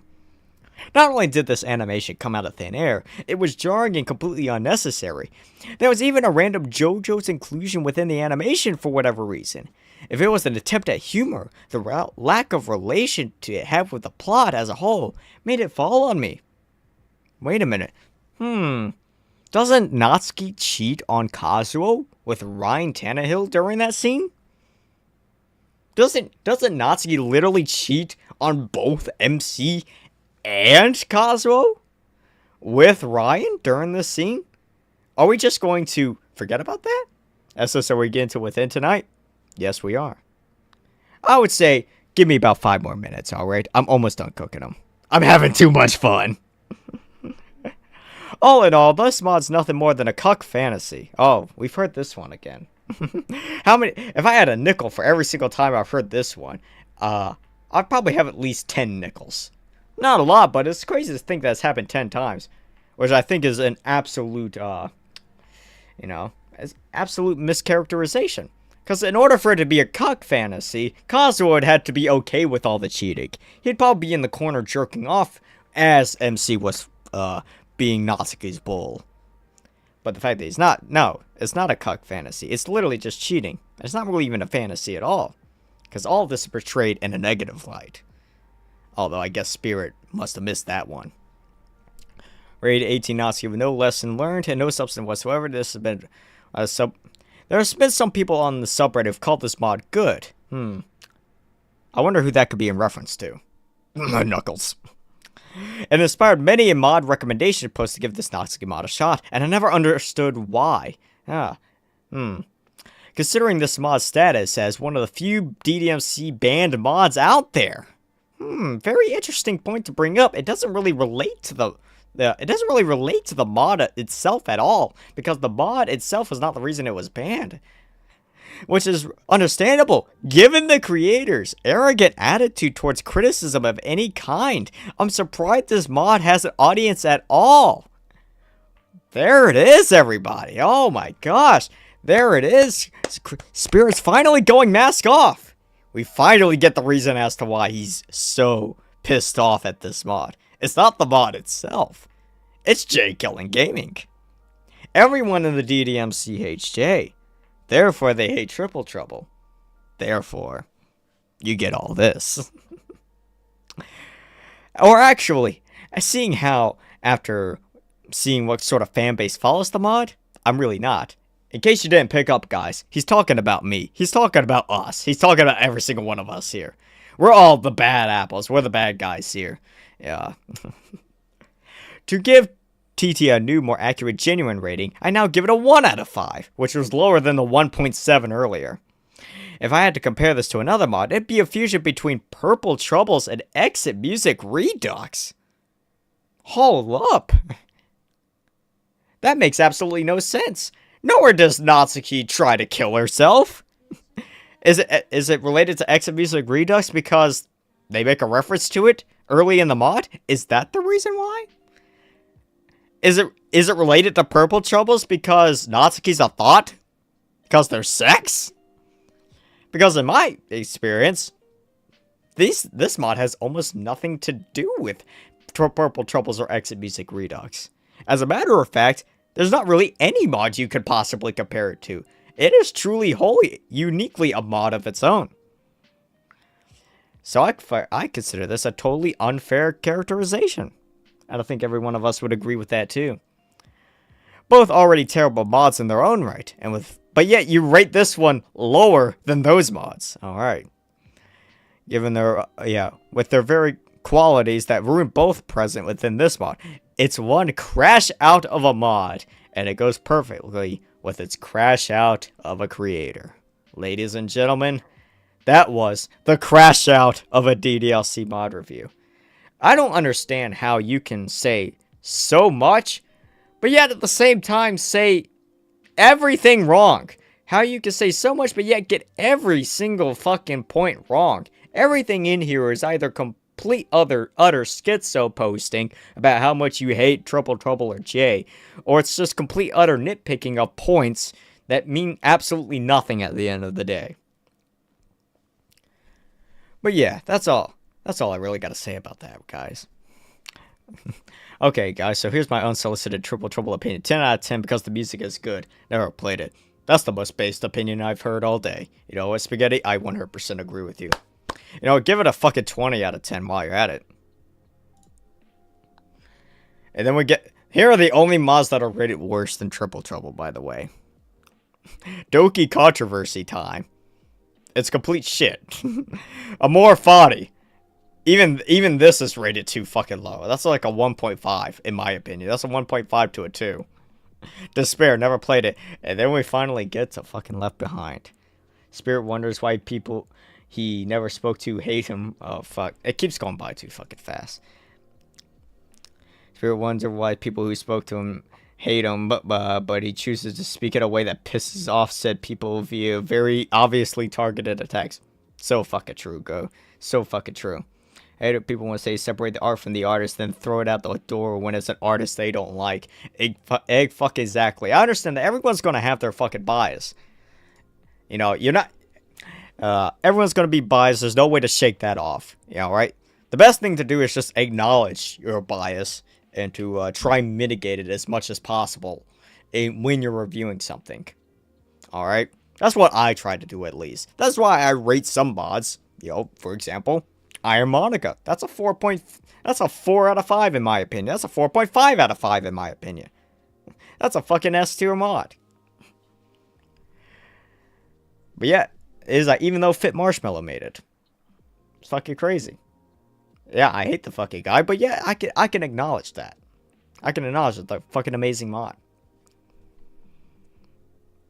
But yeah, then you get to Left Behind. 0.2 out of 5. Not even a 2 out of 5. A 0.2 out of 5. The second lowest mod on this tier list. Left Behind. Monica, shut the fuck up, please. Do y'all know what Left Behind is? It's essentially Xavier's, like, fucking message to the modding community. It's like his, like... I've kind of forgotten, like, some of the points in it. It was like his, like, cry of, like, pleading... You know, him pouring his fucking heart and soul out into his thoughts of the community. You know. But yet, Spirit tells him to shut the fuck up. That's a little disrespectful, don't you think? I don't know, guys. And then finally, you get Consequences. Never played it. 0 out of 5. Complete utter dog shit. I'm pretty sure it is. I'm not even gonna judge that one. But anyways, comrades, how did y'all enjoy that fucking review? Alright, there we go. How did y'all enjoy that review? Oh, I like how it's fucking chroma key in the bottom of the hat there. Oh, the bottom of the hat's fucking green. It was me crying over me having to shut down my college club and how much the community is meant to me as they did before they casted me out. It's like, yeah, exactly what fucking Xavier said. Yeah, Xavier's pouring his fucking heart and soul out into that mod. And I could feel that too when I was fucking playing it. Even if I didn't understand everything at the time. I was like, yeah. I can clearly tell that this guy is, you know, is pouring his fucking heart and soul out into this mod. He's clearly laying a lot of emotions out. I can fucking respect it. I can feel that. But no, shut the fuck up. Spirit. Shut the fuck up. But anyways, I think we've done enough rambling for today. If I continue this too much, we're never gonna play with it. So, ladies and gentlemen, I can shut off the fucking music right now. Let's get it, shall we? Oh, what the fuck? Okay, maybe make sure that's right.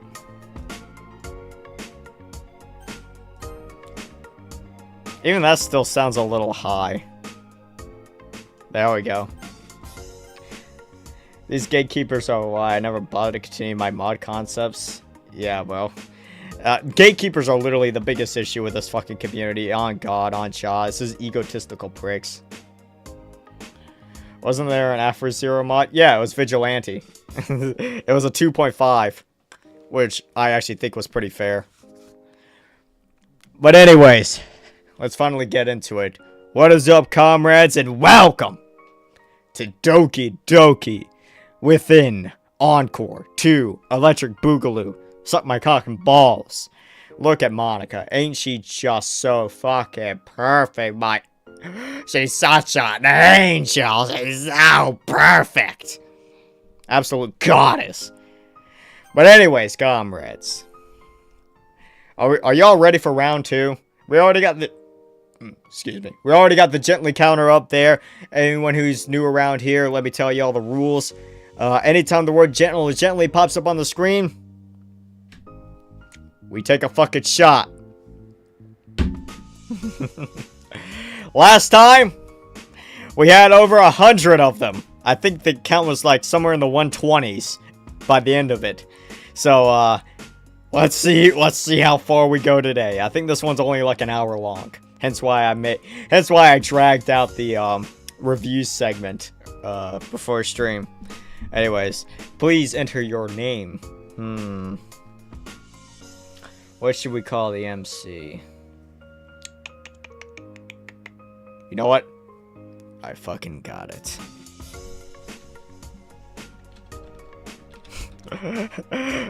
Actually, no, not Bow Blacks. You gotta call them...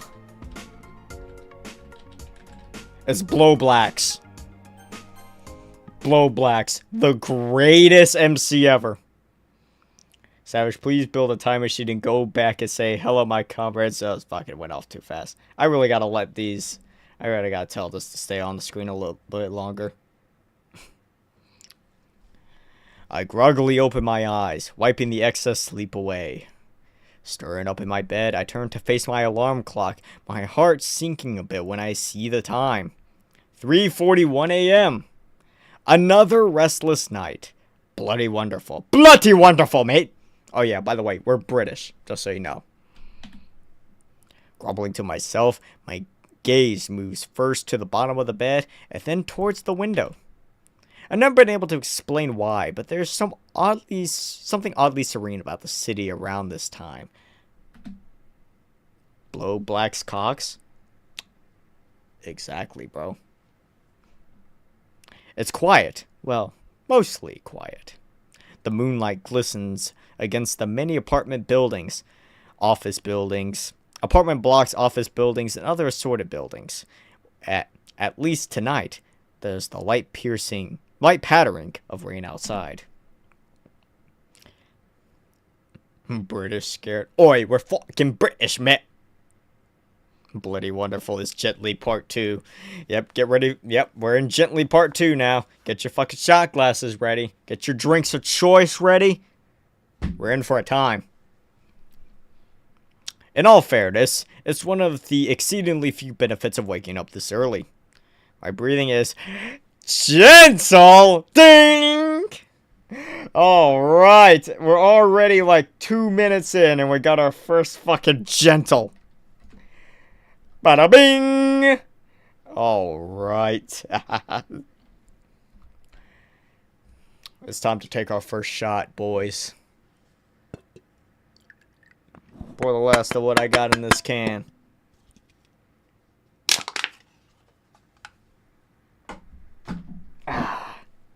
There we go. Cheers, comrades. I'll set that over there. Oops. All right, let me get another can.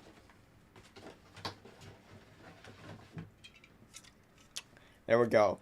Today we're going with the Mountain Dew Frostbite variety.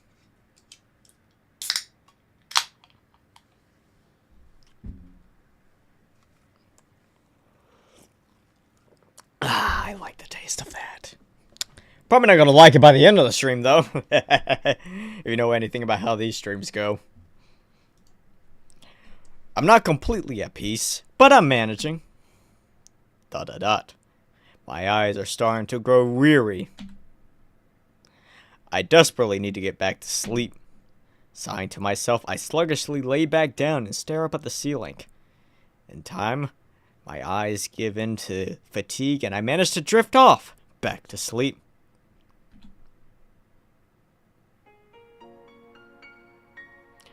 Doki Doki Within Encore 2 Electric Boogaloo. I wonder if we're gonna have more like jolly, like upbeat music during like a real depressive scene again. That was funny the last time it happened. I thought I had to click off for a second. Wednesday, May 31st, 2023. Oh yeah, I think the first one took place in like 2018, 2017, I think. So this is like 6 years into the future. So yeah, Monica's been dead for a very long time. I'm not even sure like what the fucking point of this mod is, to be honest. I sit anxiously in the waiting. Does Monica get fucking revived from the dead?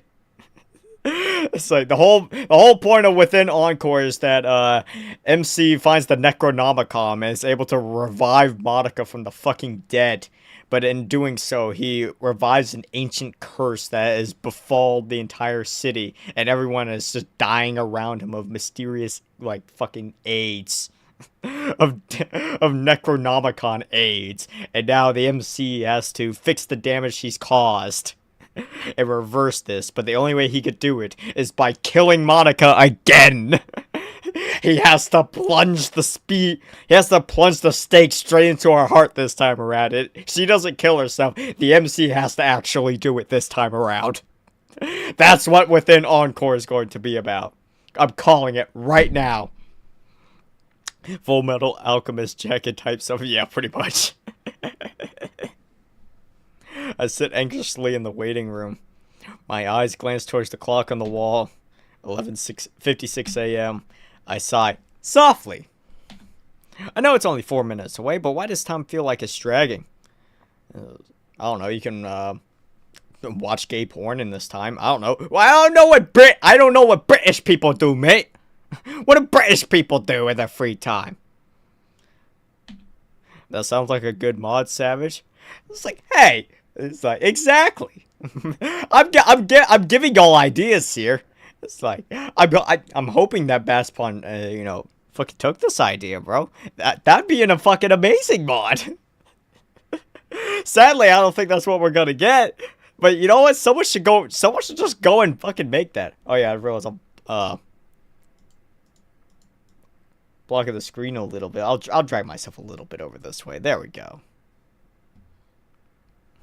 Oh yeah, I hope someone makes that into a fucking mod. That'd be amazing. Every day before these sessions seem to fly by, but sometimes it feels like a days meshed together. I had a dyslexia moment. However, whenever the days come for these checkups, the day all but slows to a crawl. I noticed that my mods have, that my hands have, I was reading that, and I was reading this, and I accidentally read Hansa's mods. Shit. I noticed that my hands have started to tremble, gripping my knees shortly after to keep calm. I take a deep breath in. And out. And in. And out. Is this what Llama does? When he's hitting the fucking blinker? Blinker's out for Llama, guys. There's a small part of me that wishes I didn't go back into therapy. But despite all my worries, the anxiety, and the times I've had to relive the moments I want to move past, I know that it'll help in the long run. I need this for my sake, my family's sake, my friends' sake, for Mon. He almost said the accursed name! I'll look to my left. Well, that's my left, but to you is the right. And sure enough, I see my therapist assistant, Emiko. Wait, isn't that an OC? I'll look up at her. Oh my gosh, it's a different girl. Ah! Fucking scary. You're getting crazy, scary, spooky, hilarious. Mr. Takeuchi? Wait a minute, I thought we were supposed to be fucking British, mate. Why do we have a Japanese name? She speaks as softly as ever. Dr. Takayama is ready to see you now. I nod in response, a polite smile forming across my face. Blow blacks. Thank you, Emiko. I'm finally ready to get my gender-affirming surgery. I've been wearing these dresses for so long. I feel like it's finally time that I got the tits to go along with them. I stand up and follow Emiko along to Dr. Takayama's office.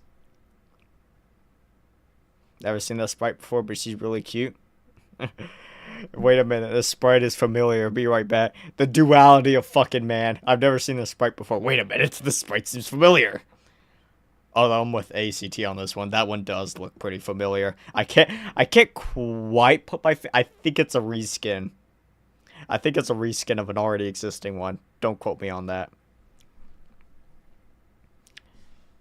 The smile that found its way to my face out of curiosity falls just as mechanically as it did when it formed on my lips. Normal lore. Wait a minute, you talking about fucking blow blacks?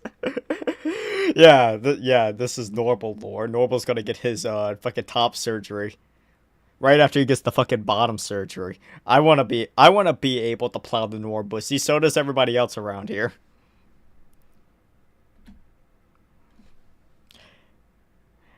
I've been thinking about this visit since I left his office last week, and yet I still can never be ready for them. No matter how hard I try to mentally prepare myself, it's always the same burning wound that I can't dull the pain to.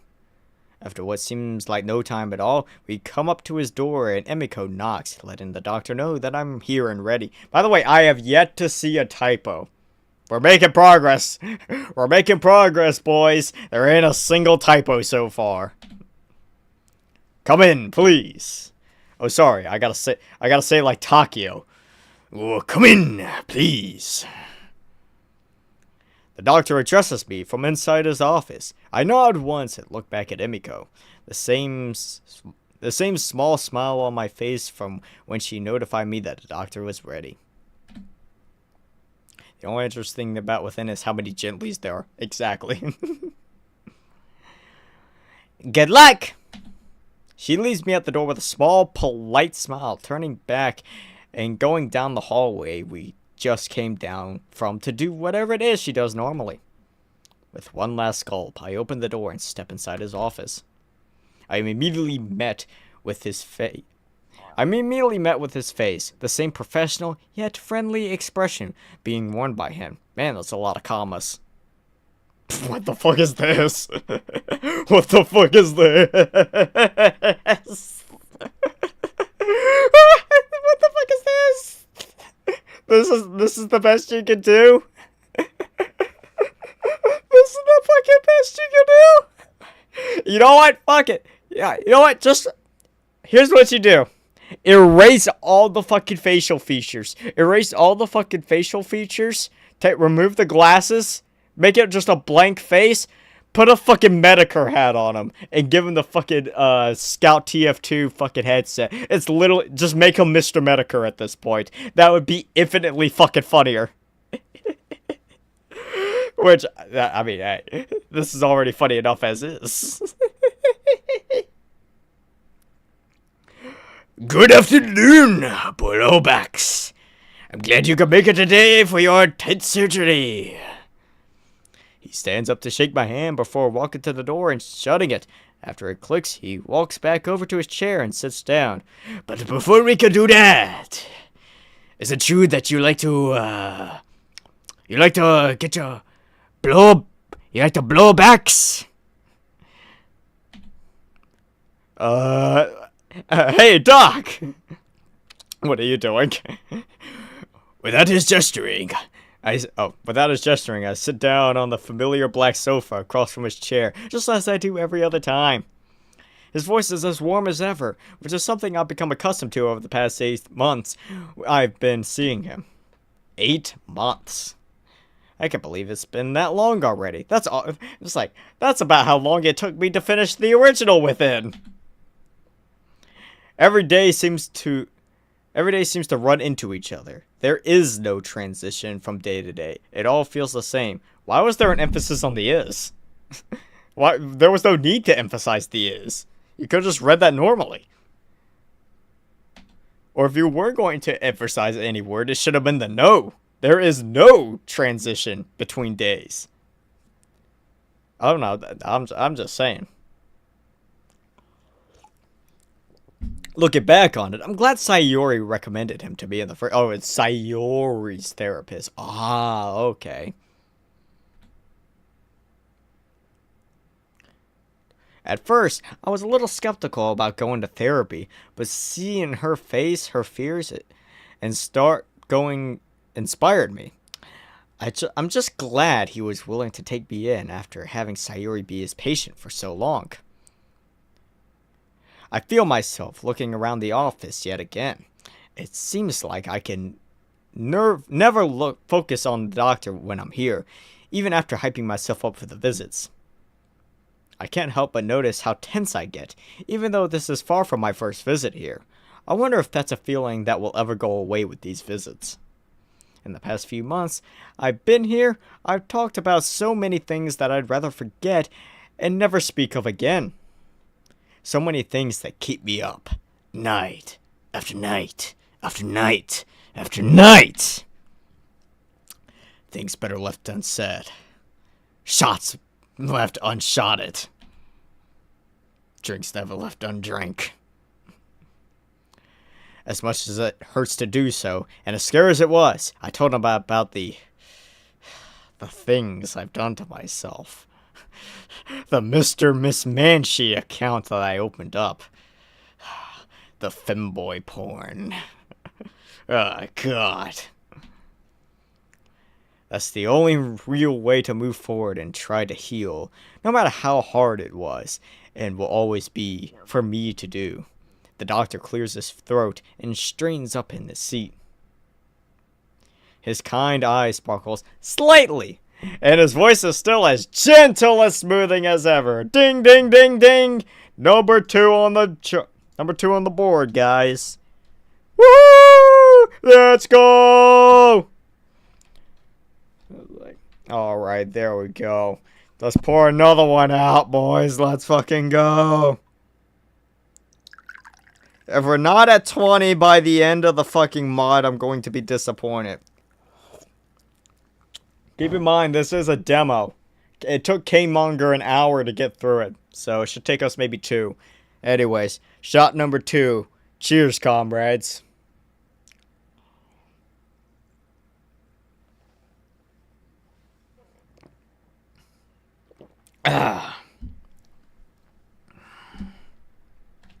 There we go. That hits the spot. And how have you been since our last appointment? As that question is asked, I can't help but start to twiddle my thumbs, looking anywhere but him. Well... I take a sudden interest in my hands as I try to formulate a sentence. I start pulling the little Sayori finger point, as I think about that one. Things have been getting better, little by little.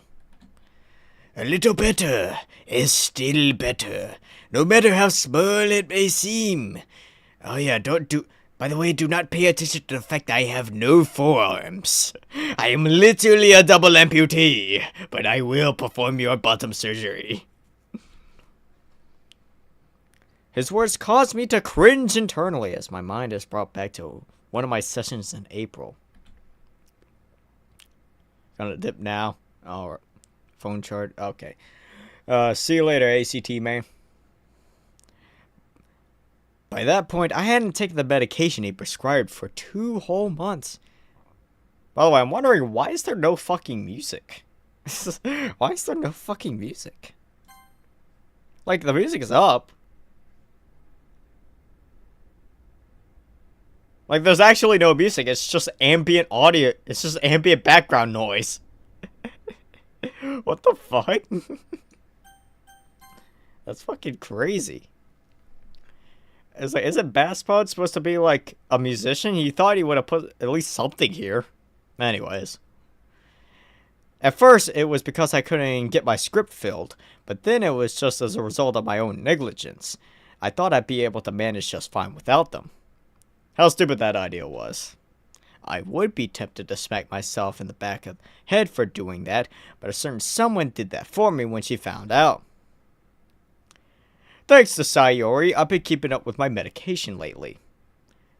Dr. Takayama notices that something was left unsaid, but he decides to push past it, figuring that something had happened, but knowing it was straightened out. He readjusts in his seat before speaking again. The happy music is for the part where Sayori is being brutally mutilated. Right, you right. How could I have been so dumb? Sayori, how's Miss Hirage been? What? Everyone speaks with a fucking British dialect, but yet everyone has Japanese names. What would you call a fusion between Britain and Japan? Britain? Well, I mean, that'd just be Britain. Jatan? It's like Great Jatan. There you go. It's Great Jatan. We're in Great Jatan. I look up at him with a small chuckle and a smile, raising my eyebrow ever so slightly. Sayori? She's been great. I laughed softly to myself, shaking my head. She really let me have it when I was off my meds. Honestly, I had no idea what I would do without her. I can't thank her enough for all she's done. They're both islands, but the real question is who conquered who. Oh yeah, Britain. Britain 100%. That's like that's like their thing. It's like the Brits' only thing is literally just colonizing and conquering people. It's like if I had to bet money on one country conquering the other, I'd have to bet on the Brits. It's like the only thing the Japanese can conquer is other Asian countries. The doctor hums, nodding and smiling as I say that. She knows, Plobax. And she's just as thankful to have you as you have to have her. He notes something down in his notebook quickly before turning his attention back to me. If I remember correctly, you said you started the job last time, is that right? I nod my head at him, which he smiles at a little. Yeah, I did. It's like I started working at the ball crushing factory, where I put my fucking balls on a hydraulic press for 12 hours a day. You wouldn't know a thing about real labor, Mr. fucking Takio. You wouldn't know what it's like to have your balls crushed under 10 metric tons of pressure. I do it for fucking minimum wage. I don't do it for the high pay or for the status. I do it for the love of the game. I'm the #1 ball crusher in all of them, in all of Great Japanica, or wherever the fuck we are.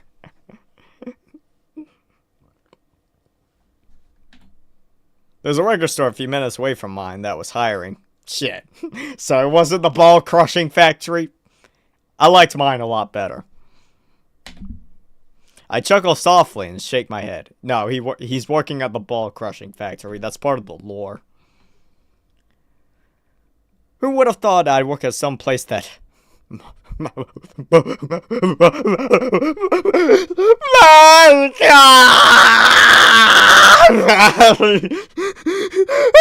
Why, Monica? She's so perfect. Why'd you have to kill yourself? Oh, there's the music. There's the music. It took how long to finally get a few piano notes? My expression drops slightly as I say that, and the doctor notices. I spoke without thinking first. I didn't even realize I was going to say Monica until I did. To think that all of this could have been prevented if Monica wasn't just a dumbass bitch and just decided to just walk out the front door. Like, there again, I will harp on this until the end of time. There was absolutely no fucking reason for why Monica should have killed herself. It made even less sense than Natsuki fucking killing herself in EMR. It's actually fucking absurd. It's like, oh no, I might not be able to visit home again with my abusive fucking father. I'm like, bro, who fucking, like, yeah, bro. Why would you want to be able to visit home? Fucking leave. You got a very supportive fucking boyfriend, clearly. Why don't you go live with him? It's not like you're gonna be homeless on the fucking street. But no, can't have that. We need to have some sort of contrived reason for why Monica fucking kills herself. Why she pulls a fucking dirt thief. But for real. But yeah. I think that all of MC's sorrows could have been prevented if Monica wasn't the dumbest cunt on the planet. If anything, Monica's actually the true villain of this whole story. If you really think about it, Monica's the true villain. She put this man through all sorts of emotional hell and turmoil. All because she just didn't want to live with him.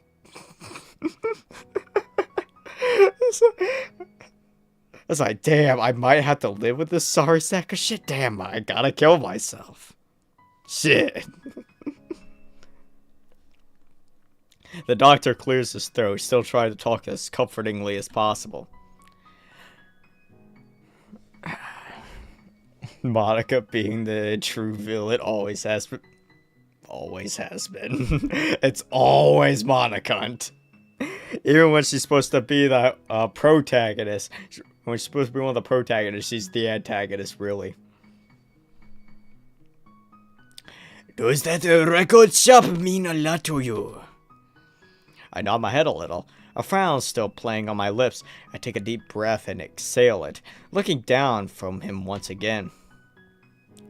We bonded over music. We bought a couple albums from that shop, too.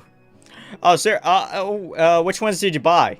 Cause I got a few. I was like, I got a fucking few, bro. I can show off right now. Hold up. I bet you ain't got as good taste as I do. Hold up. I'm gonna go crate digging.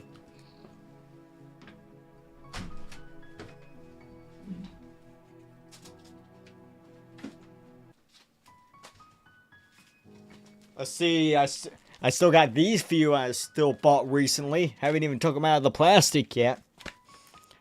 Still got 3 Cheers for Sweet Revenge. Absolutely amazing. We got Kendrick Lamar's Untitled and Unmastered.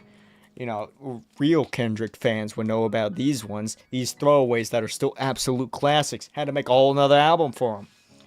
Real collector's items there. And of course, J. Cole's 2014 Forest Hill Drive, bro. And those are just the ones that I haven't even opened yet. I'd go crate digging even further. Is that you ain't got shit on me?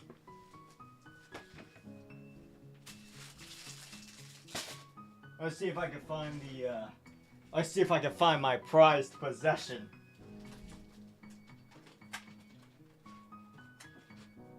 Oh shit, I forgot about this one.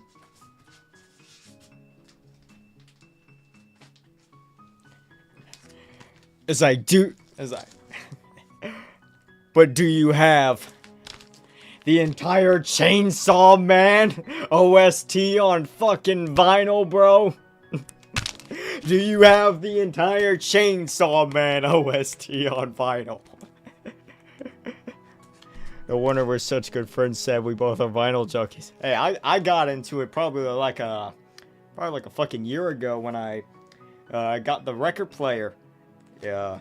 And every now and then when I go up to fucking Walmart, I try and see what I can pick up on the fucking shelf. Got shit like this. It's like, but of course that's not the one I really want to show. That one's just a bonus. Let's see, where is he?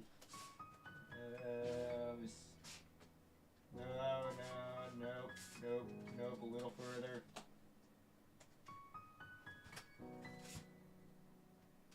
Little further, there we go.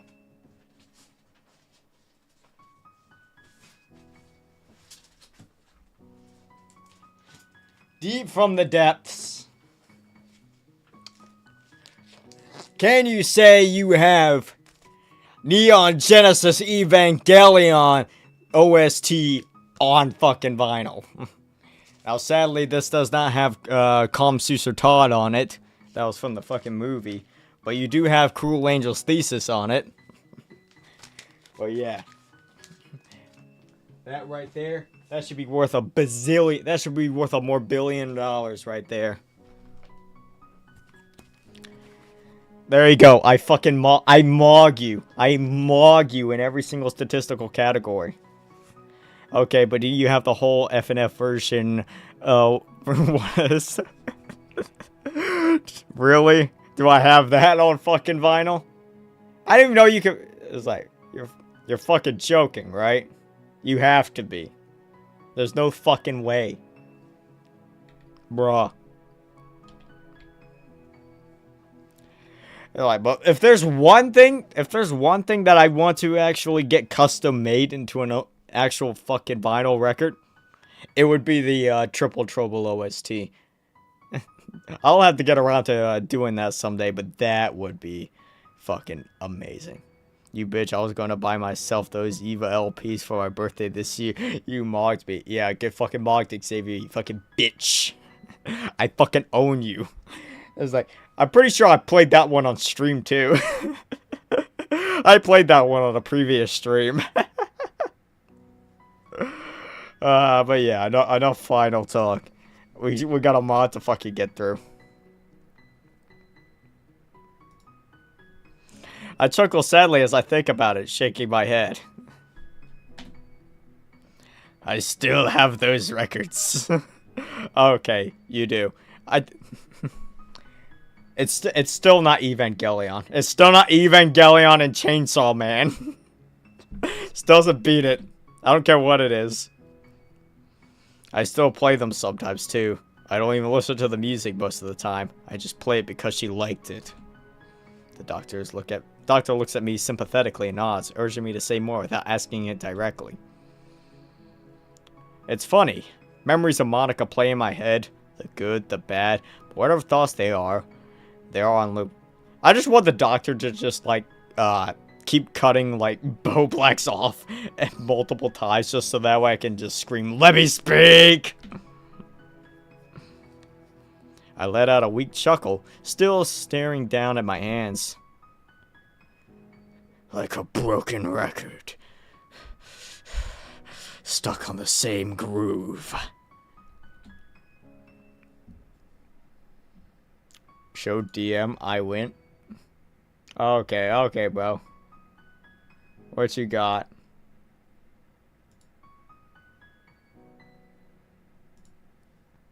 Oh my god, ain't no fucking way.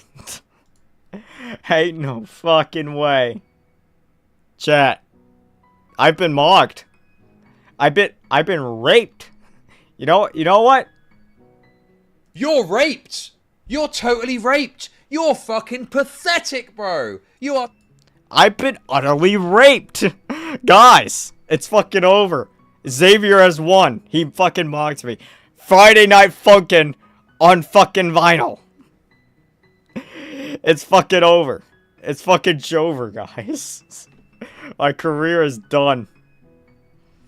I might as well just retire tonight. I might as well. This is gonna be my final stream. I'm gonna Ronnie McNutt myself after this. There's no way I can compete with this. Is It's like, wait, is that fucking CD too?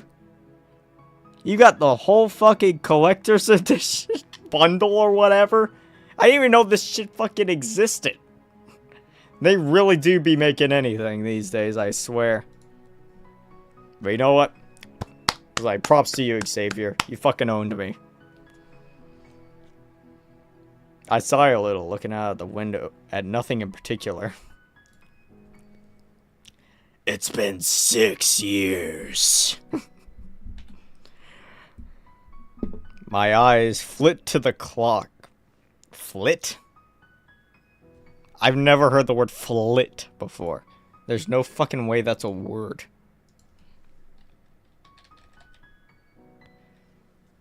Oh my gosh, it's a word. Huh. Flit.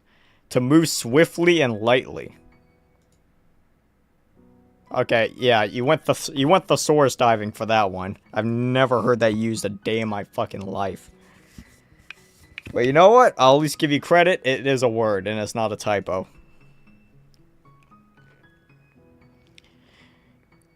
You would think it wouldn't hurt us this much, but it does. And I have no idea if it'll ever really go away.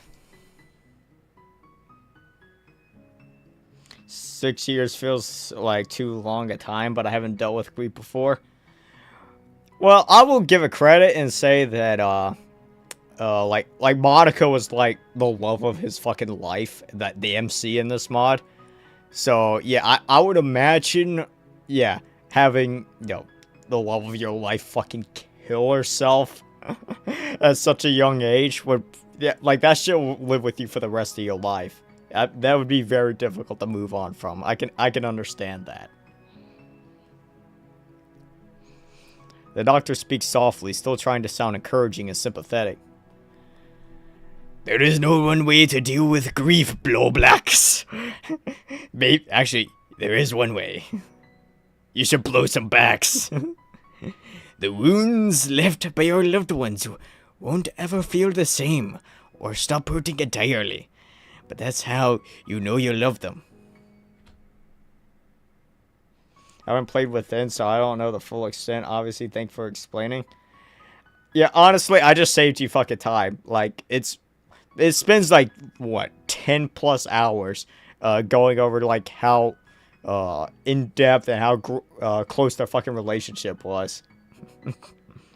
So yeah, unless you want to deal with 10 hours of boring dating simulator and before actually getting to the interesting shit, then like, yeah. Grief is a powerful thing, and no one person deals with it the same way. Everyone's different, and that is okay. He reiterates, his voice still kind. It's okay.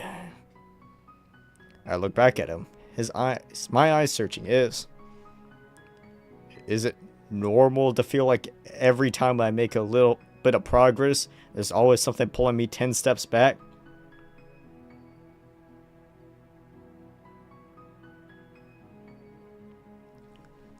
The first ever girl I had hit on me got abused to death in high school by her parents, and I ain't crying over it still.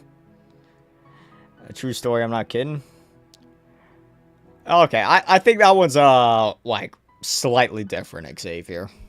Like, cause like the whole point of Within is like they were like together, like they were like madly in love for like the longest fucking time. Alright, so I think that's a little different than like, oh, one girl hit on me, but she also had something horrible happen to her. I don't think there was as much emotional commitment there.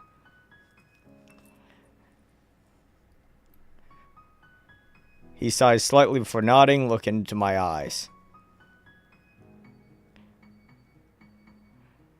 Healing isn't a linear path, blowblacks. It is a road filled with bumps and cracks and potholes. It may take you a long time to reach the end, but you will get there. I promise. The doctor checks his wristwatch before standing up slowly. Well, I think today was a good session. I take this cue to stand up, not even noticing that we've been here for the duration of my appointment. I'm seeing some real progress in you, even if you can't see it yourself. Really? He sees progress?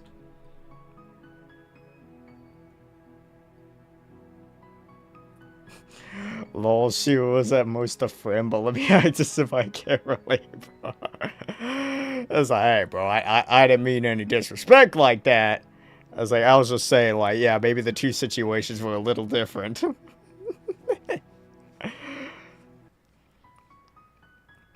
You're the Doc. With one last smile, he sends me off, and I can't help but feel slightly stunned, still that he sees progress. That can't be right, can it? The door clicks quietly as it's just behind me, my footsteps nearly silent as I walk towards the exit. I give Emiko a brief smile and nod before pushing the door open and taking my leave. As soon as the waiting room door shuts, I lean back and rest the back of my head against the glass panel. I sigh softly, mentally rewinding and playing back Takayama's words over and over again.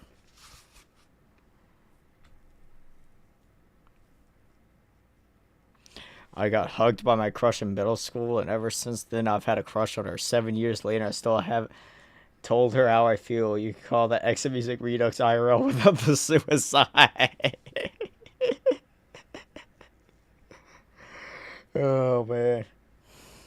Totally different. One was a sad situation. The other was Monica. True. So fucking true, Xavier. Is that, you know what? Your situation was way fucking worse. Honestly. On God. It's like, nobody's sympathetic that fucking Monica died. You know what? As a matter of fact, you know what I have to say to that? Hold up. Let me just find. Where's that? There you go. It's like, player, we'll be together forever and ever. So fucking based. I'm glad I told Crispy to make these. I basically have the fucking Infinity Stones of Doki Wojax. Holy shit. Oh my gosh. It might take you a long time, but you'll get there. Sometimes I can't help but wonder just how much longer that road is. After a moment, I move to walk down the stairs. Takayama's words and my 6-year-long curiosity still weighing on my mind as I leave the building.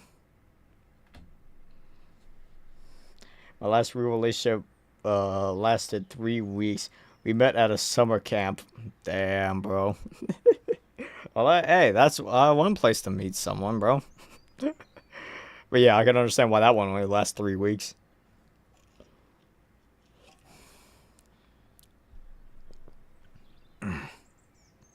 Three weeks, try days, bro. I speed ran that shit.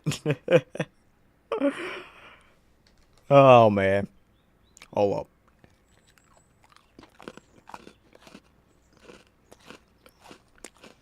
Sorry, that was just sitting there for the longest time. I had to finish it.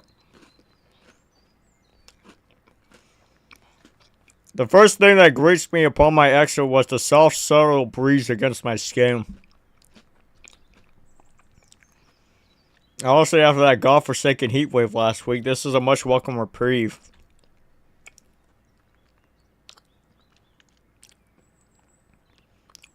I close my eyes, taking in a deep breath.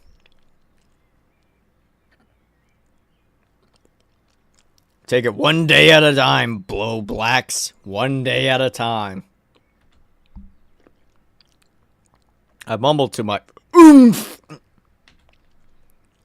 A quick yelp escapes my throat, my eyes almost instantly shooting up and setting their gaze upon a rather startled-looking Sayori.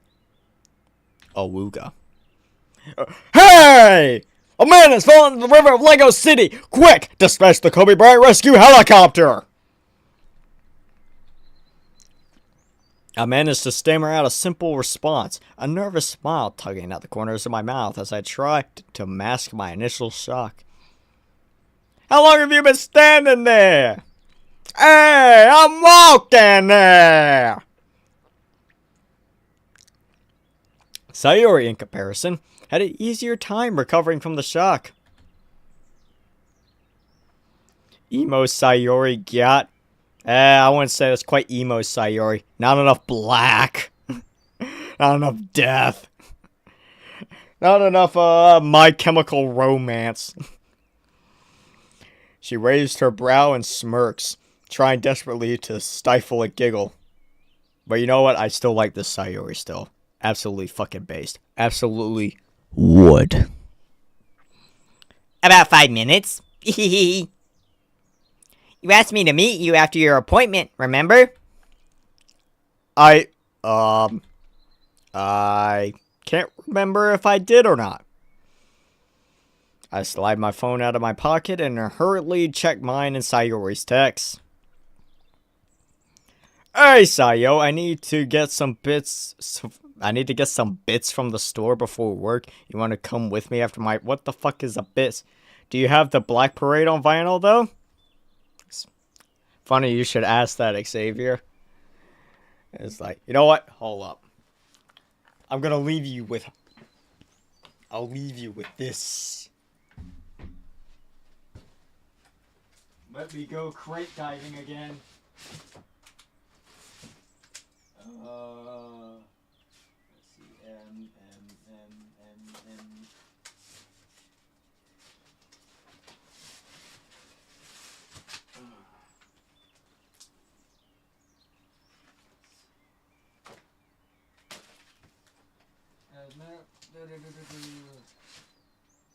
Sometimes I hate diving through this thing. Alright, here we go.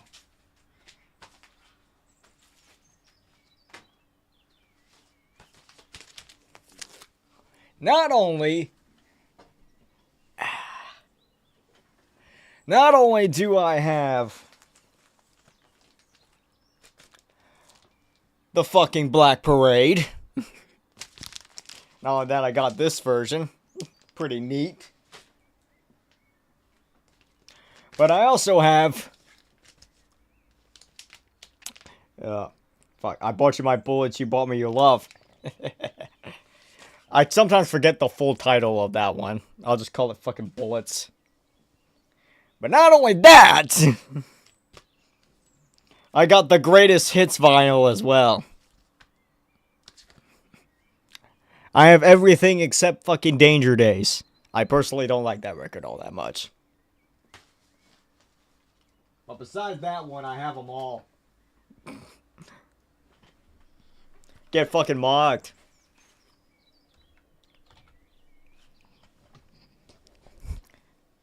Anyways, what the fuck is a bits?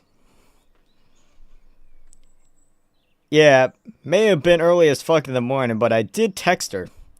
I look back at Sayori. Her smirk has shifted to a more concerned expression. Danger Days mid fuck, no wonder why they stopped. Yeah, I probably would have stopped too. The fucking pop rock was like not fucking hitting. Yeah. One thing I want out of My Chemical Romance is them going na na na na na na na na na na na na na na na na. That's what I want to hear. Everything okay, Blow Blacks? I pause for a brief moment before I answer. Yeah, I'm good. I nod and flash her a smile. Just forgot I texted you, that's all. My reply seems to do something to quell her nerves, judging by the soft smile that forms across her lips. I then slide my phone back into my pocket. Anyways, you ready to go? She nods, and we then get started on our walk. For a couple of minutes, not a word is spoken between us. It's been a little while since the pair of us have been alone like this. Too long, if I'm being honest. The bustling streets, the surrounding traffic, and the cacophony of conversations that surround us all start to mesh together after a while. Oh, we're actually getting some real music, finally.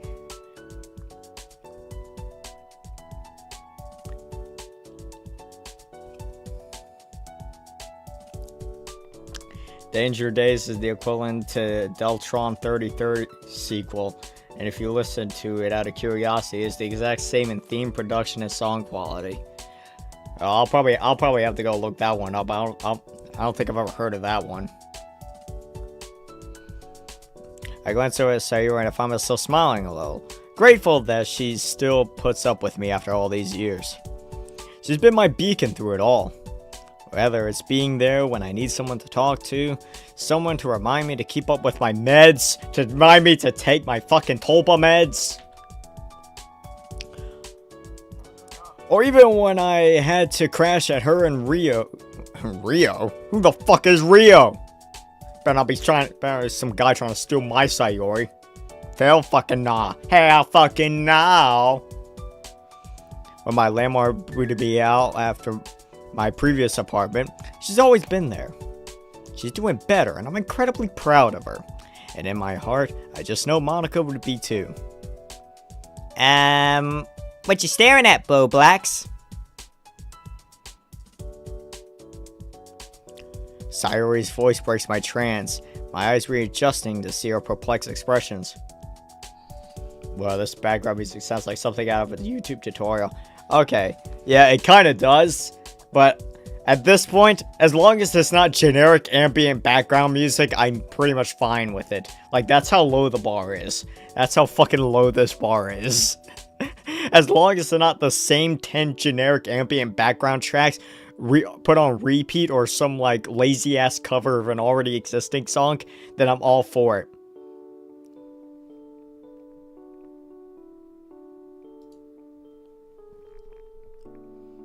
Is there something on my face? I can't even come up with an excuse for staring this time. My gaze momentarily breaks from her as I rack my brain for something to say. You have amazing windows to your soul, Sayori. But anyways, how you been, Sayo? Sayori's confusion remains only for a brief moment before she speaks up. I've been good. Got dinner with Rio tonight, so I'm looking forward to that. And how's Mr. Tall, Dark, and Gruesome anyways? I'm like, damn, we can't get Sayori? Fuck! Can we at least get Natsuki? Please don't tell me I'm gonna have to settle with Yuri. He popped the question yet? What? Wait. Whoa. What's with the fucking piano? What's with the second piano? What the fuck is this? Bro, that sounds so fucking jarring. Isn't this dude supposed to be a musician? What the fuck? No one listened to that and was like, yeah, that sounds a bit awkward. I chuckle as Sayori playfully rolls her eyes. Tall, dark, and handsome Tokidoki Triple Trouble reference. It's like, damn. It's nice. Fucking MC got with Sayori. That's the war. Oh, stop. You know he likes to take things slow. Oh, sure. He sure likes to take things nice and slow. Don't want to go too rough now. Don't want to go too quick. Might just, you know, throw something out of socket. DDLC Modco is to be like, yes, wrong notes, my beloved. I'm no longer embarrassed by bad DDTTOST decisions. Thanks, Encore. Okay, so it's not me. Does it cut out when it loops? I think it just abruptly loops back to the beginning. Like, again, it's a demo, but like, holy shit. I'm like, Basspone's like specialty is that he's supposed to be a musician. I think it's a he, right? Right? I think he's supposed to be a musician. So This is like the one thing I'd expect to be pretty on point. But you know what? I'm just gonna shut up. Listen.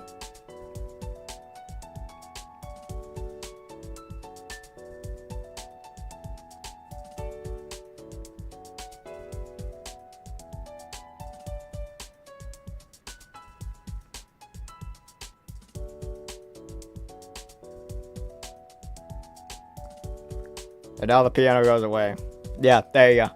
So, yeah, y'all hear it too. Alright? It's not just me. I'm not just having a fucking schizo moment right here. I'm having a retro-topa moment. Fun fact, one thing leads to another, and DDDD was directly made because people were glazing with this OST for being Daft Punk thing at the time. Fucking based. Fucking red-pilled. Savior with the common savior W.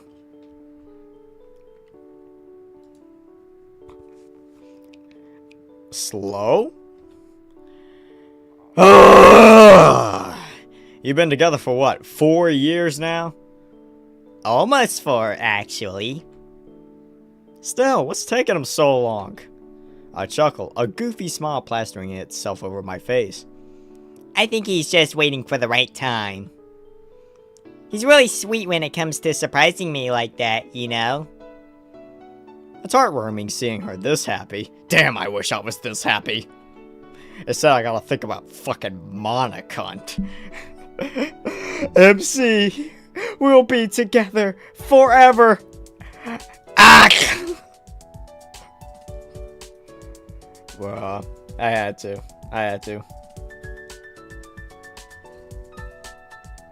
There's the fucking pianos again.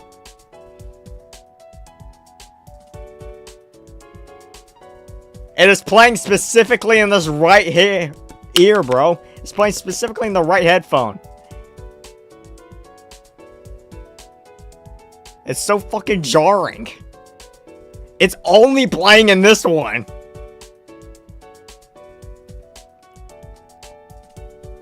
Who thought this was like... Who signed off on this? Honestly. If anything, her and Ryu's relationship reminds me... You know what? Just fucking get past this scene. It's still a bit bittersweet to think about, even after all these years. Just even thinking about everything the four of us could have done together still causes my heart to ache every now and then. Shit. But, at the same time, I'm not envious. I'm happy. No, you're not. No, you're not. You're fucking livid.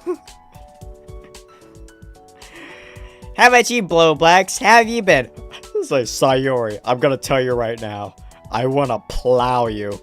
I wanna bend you over and fuck you raw. Right now.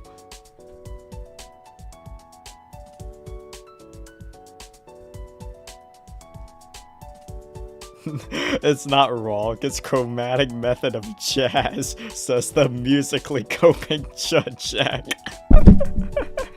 I hit the fucking mic.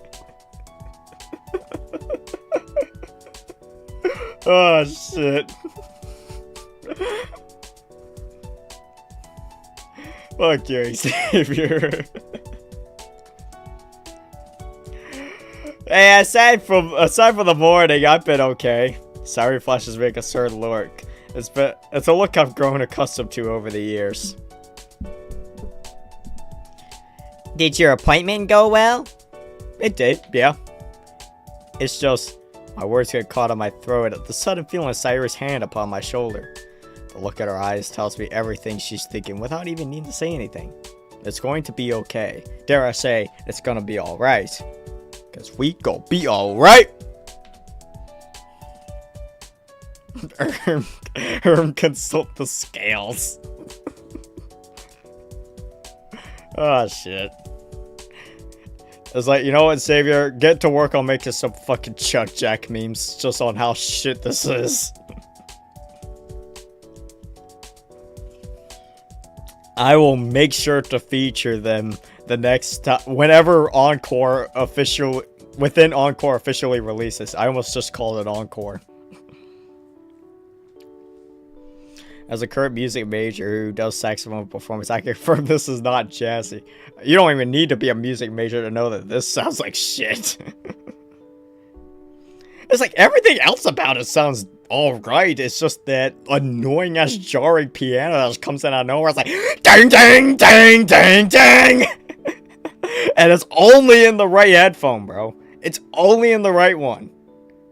It's like I can maybe understand. I can maybe look past it a little bit if it was in both. But the fact it's only in one side is just like, ugh. I just recently listened to the entirety of To Pimp a Butterfly. Kendrick is a god, bro. He is, bro. It's like I played that shit in my car on repeat, bro. I got that shit burned to a CD. I play that shit in the fucking stereo. Fucking every day, almost. I played the shit out of that thing. I was playing it today. We continue walking, chatting amongst ourselves, mostly about the past few days, and stories from work that range from the mundane to the entertaining, things like that. It feels nostalgic in a way. Just replace Sayori's one-sided breakfast debates with her newfound obsession with air fryers. Do you own an air fryer? You clearly don't own an air fryer. Yeah, just imagine Sayori turning around to you with, like, the, fucking smug soy jack expression, be like, you clearly don't own a air fryer. The conversation then takes a slight turn when Sayori starts telling me about her trip to the store last night. So, I bumped into Natsuki! Natsuki, my queen! There might be hope! He's done miracles on me! Apparently you two are having a picnic on Friday. Oh my god. Can it be? Can it actually be? Hold up. Jarvis, play the fucking meme. It's like, shut up. He's like, could it be? Could it actually be?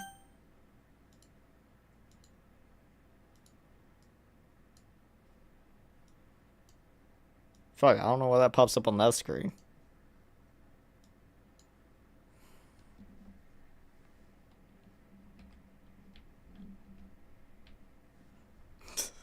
He's done miracles on me. He's done miracles on me. He's done miracles on me. He's done miracles on me. He's done miracles on me. Guys, he's done miracles on me. Natsuki bros, we might finally be winning in this one. Sayori's voice takes a more quizzical tone. I nod, grinning slightly. Yep, just a little catch up, that's all. Totally nothing more than that. Like, yeah, it's a little impromptu, but it should go well. Especially since she's doing the food, because as we all know, the woman has to do all the cooking.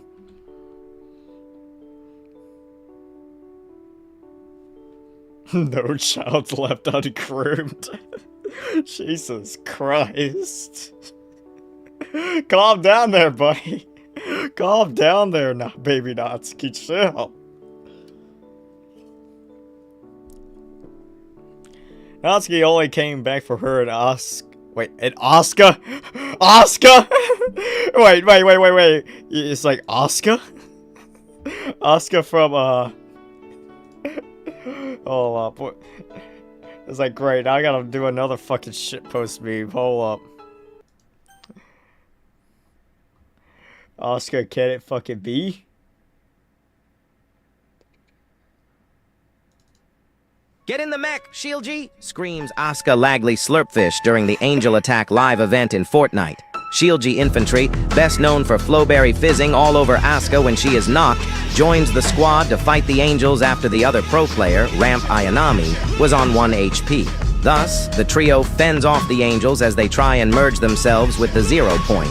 which would trigger the third Impact Live event and eliminate all the players on the Fortnite island. However, the IO plans to begin the Fortnite Instrumentality project, which would merge all the players into one lobby with PvP turned off, where they would play peacefully for eternity. In the end, Asuka is full-pieced by the IO's mechs, and Fortnite Instrumentality begins. But as all the players' clients merge into one lobby, ShieldG accepts that even if players play in separate lobbies with the risk of eliminating each other, the chance to form connections with your squad mates makes it worthwhile.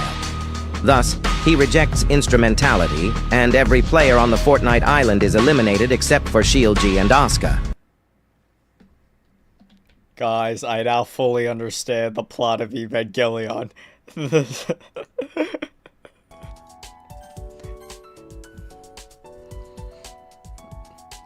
Asuka only came back from her and Asuka Lagley's trip to San Francisco 2 days ago. I haven't seen her in a month. Get in the mech, ShieldG! We were able to speak whilst she was away. Cause we're fucking British, man! As a person who's memorized all of Eva, that meme was 100% accurate. I know it was. That's the best part about it. Bro, I still can't believe he made one on fucking Evangelion. Fucking amazing. Get in the back, ShieldG!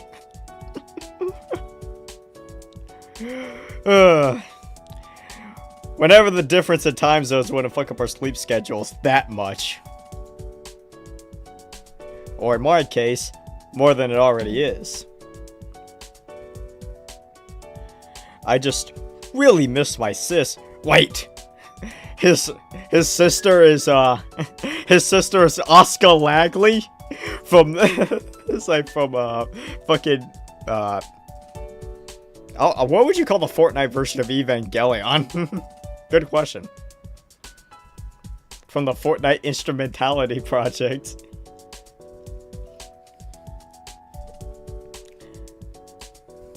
My ears then perk at the sound of Sayuri giggling to herself. I raise my brow. Boom. Vine boom sound effect plays. What's so funny? I just came back. Monica's MC says, no, bro, we're not having no Sweet Home Alabama shit. It's like, nah. He's clearly talking about Asuka Lagley from the Fortnite Instrumentality Project live event. Don't you know? Skibbity Valion. Bro, shut up. Shut your ass up, bro. Oh, nothing. Just the way you say impromptu kind of reminds me a little of Yuri, you know, with her big words. Ah. Yuri Kurosaki, of course. Even Yuri has to have a last name. Why does you insist on everyone having a first and a last name? One person I've really been finding myself missing a lot lately. We've never really spoken to nor seen each other in 2 years because she's just kind of like that. You know, she's kind of fucking sucks, Normal. Your fucking waifu fucking sucks, don't you know? I sigh to myself as I glance back at Sayori. Shut up, you fucking Pierres! Speaking of our lilac enigma, what the fuck is that? Have you seen her around lately? Sayori shook her head, her coral bangs dancing slightly with each movement. Not since last week, no. A week, huh? Well, that's more than I've seen her. She's all but dropped off the face of the earth as far as I know.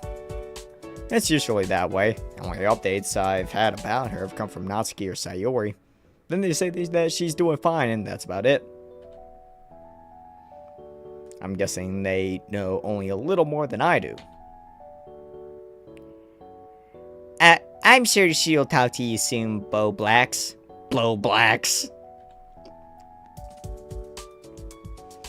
I heard my name. Norbal's been summoned. The Savage Central Community Femboy has been summoned. It's like, everybody in chat, say how much you love Norbal right now.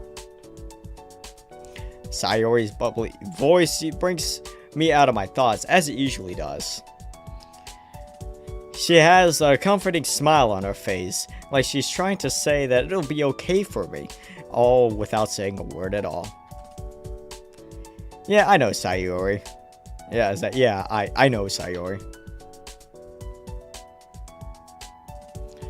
Neither of us really seem like we believe it, but her words still have a sense of comfort in them. Who knows? I chuckle out loud, shaking my head as I do so. Maybe it's in the cars this time, huh? A wind blows between the two of us, causing Sayori and I to shiver. Hey! A man has fallen in the river of Lego City! Quick, dispatch the Jose Fernandez fishing boat! It's not supposed to be cold yet. She complains to me as if I control the weather. Maybe, well, who knows? Maybe I can control the weather. You'll never know. A lone lavender petal then blows onto my shoulder.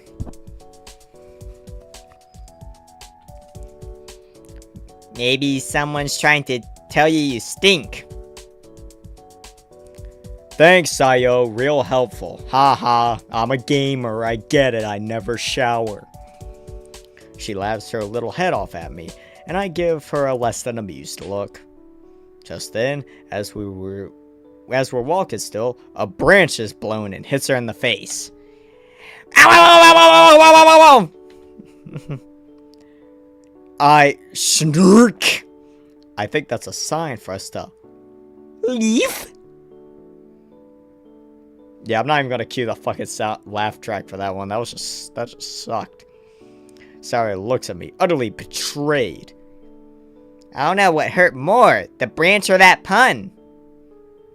Another wind blows, one that almost sounds like a ghastly giggle from the lips of a younger woman. A shiver runs down both of our spines, and I wrap my arm around Sayori's shoulders. Should we? She nods her head quickly. Yeah, let's go. She brings her hand to her upper lip and touches it.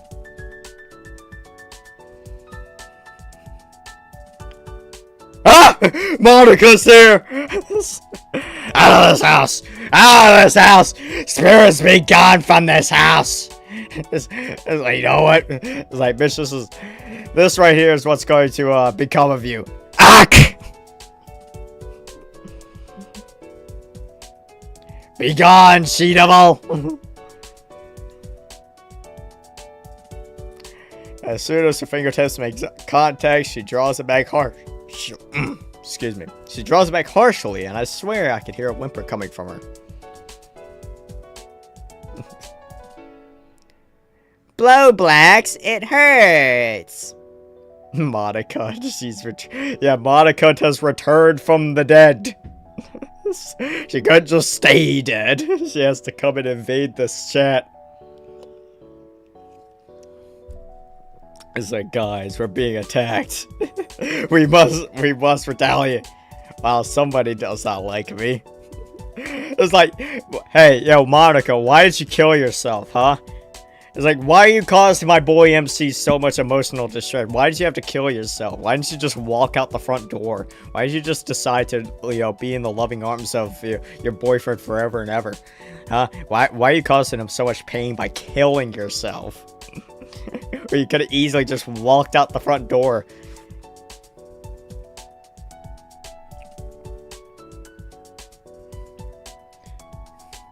I shake my head and chuckle to myself.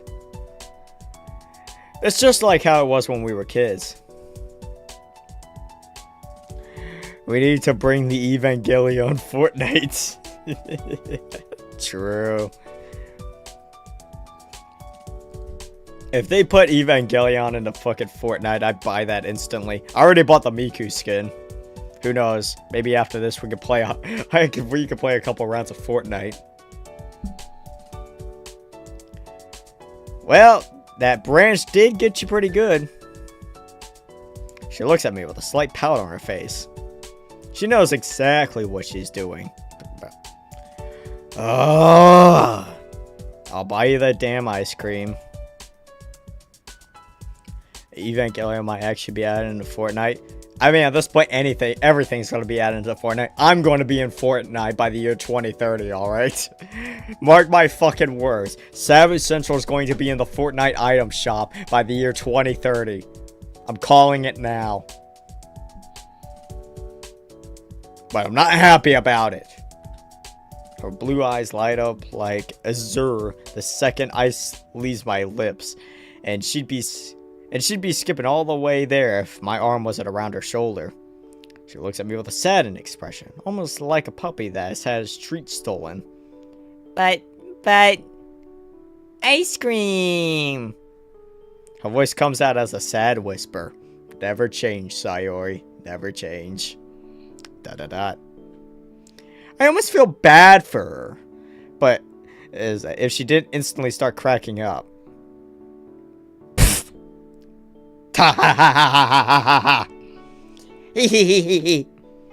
You like my laughing there? It was very authentic. You really feel the emotion behind all of that. I should be a fucking actor.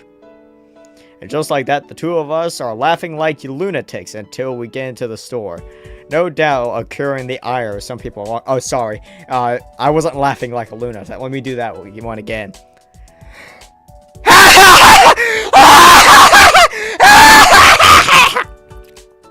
There you go. Now it's lore accurate.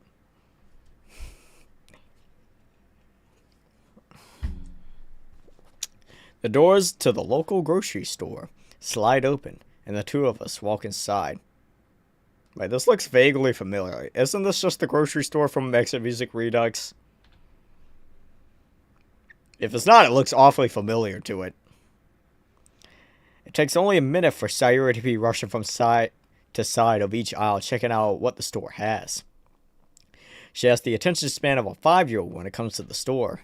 As fun as it would be any other time, we got a bit of a limited schedule today. Alright, Sayuri, let's rein it back in. Her ears perk up and she sheepishly wanders back to me. Sorry. A bashful chuckle comes from her lips as she scuffles towards me. I still don't get out that much. It's been better, obviously. But I still don't have that much time to go places like the store very often. Yes, MC, I would also like to go to the store. True.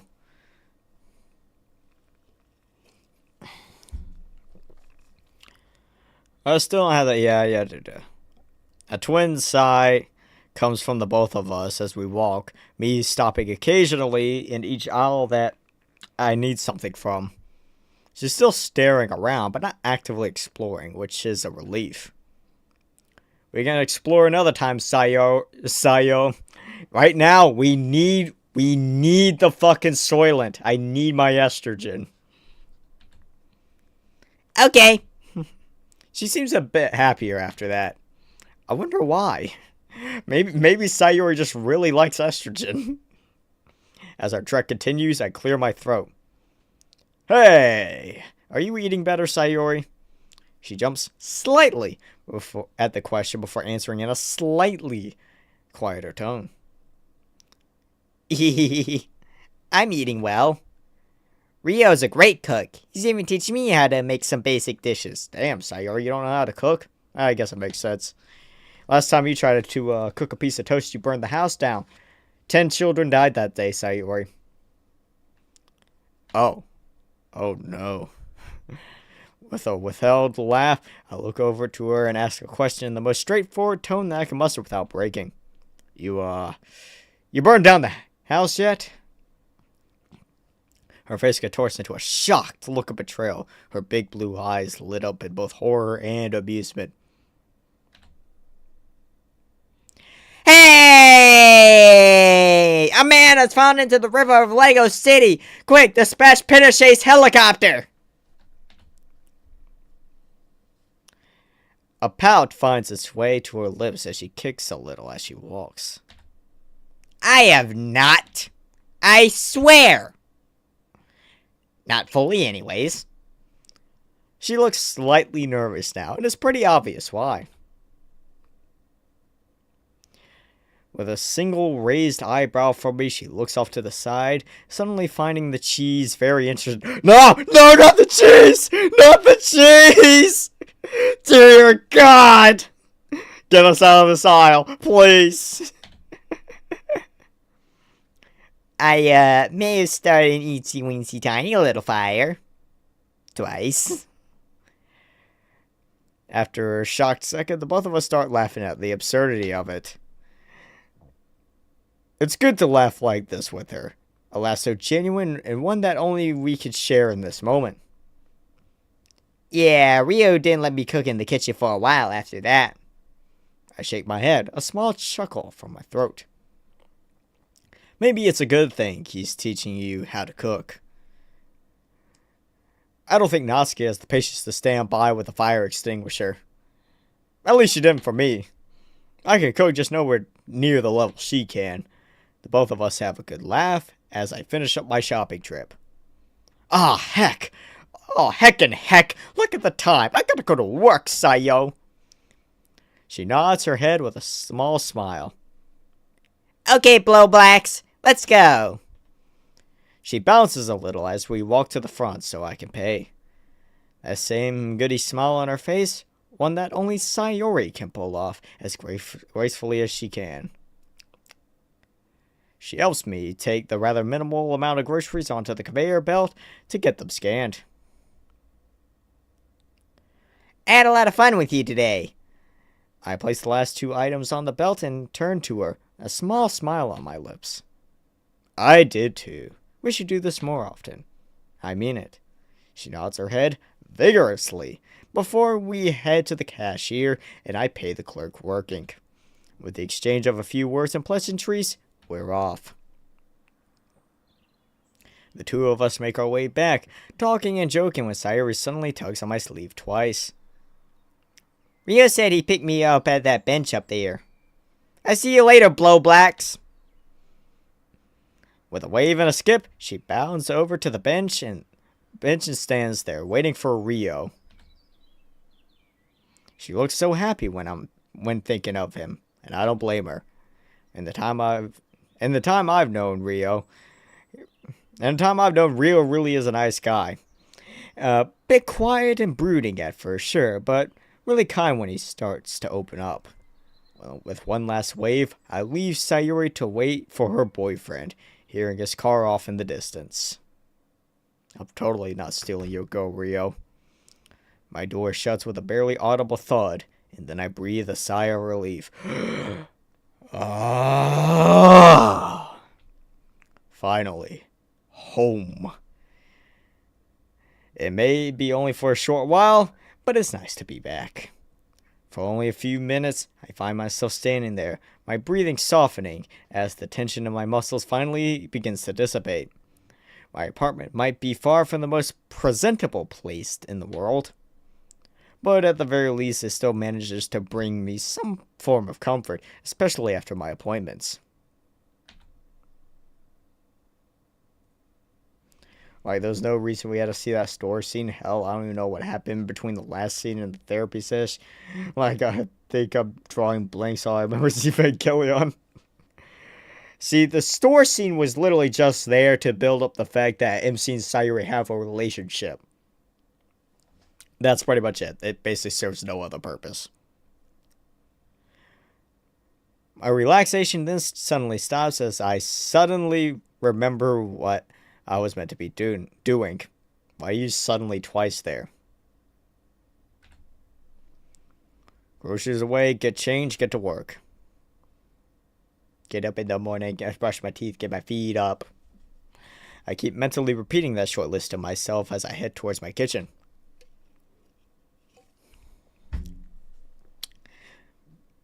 As has become routine over the years, I set the bags on the kitchen counter and begin to unpack them. It's as I'm started to place everything in its rightful place that my mind starts drifting off again. Oddly enough, I find myself thinking about what Sayori said about Yuri. The last time we talked, neither of us were in the best headspace, especially as I was still coming down from a quite volatile relapse. If I get the chance to speak to her again, I hope we're able to patch things up between us. Don't get me wrong, both Natsuki and Sayuri are terrific company, but it get a little lonely not having Yuri there. So, really there? Really, bro? Really? You're missing Yuri? Come on. Eventually, those thoughts continue to nag at the back of my mind as I eventually finish unpacking. I sigh, silently contemplating whether to try to text Yuri before ultimately deciding against it. It's times like these that I wish Monica was still here, totally.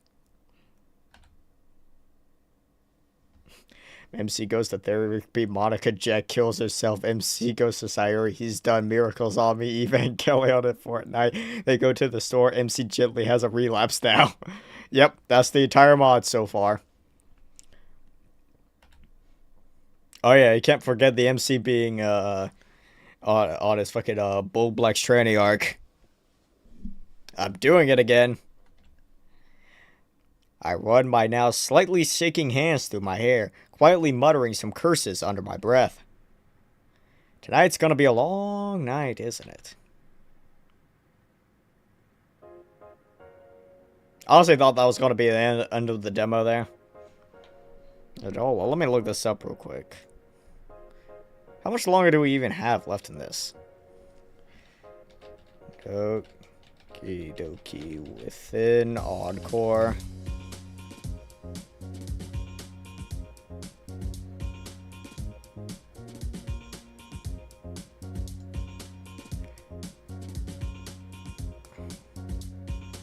Okay, so we still got about, we still got a little bit left to go. Another day, another headache. Da-da-da. I guess that's a bit of an exaggeration. Working here is pretty nice, all in all. It's more laid back than in a lot of the other options around me, that's for sure. The boss is nice, the customers aren't bad, and Joe's a good guy to work with. He seems bored out of his mind most of the time, but he's still got a good sense of humor about him. He's a bit of a joke show with the customers, and they usually leave with a smile. He's a good guy, all things considered. It's a nice little shop, though. Excuse me? Huh? Oh, I guess I must have zoned out for a second. Hi, how may I help you? Oh my gosh, what the fuck is that? Girl, whoever told you this looks good on you, you need to fucking leave them. You need to stop being friends with them. You need to stop taking advice from them. You look fucking hideous. Oh my gosh. I'm gonna go full zesty mode right now, bro. You, girlfriend, sis, you look fucking atrocious. Go back, redo all of that shit, come back in here, and then talk to me. You're not gonna come into my store looking like this, hon. You're not gonna come in here looking like you came out straight out of a Hot Topic, like coming straight out of the fucking South Park Goth Caves looking ass. Come on. Upon closer inspection, I know exactly which record she has and scan it with a small smile. Is it, let me take a wild guess here. Is it... whichever one of those were. Damn, I threw like 20 of them over here.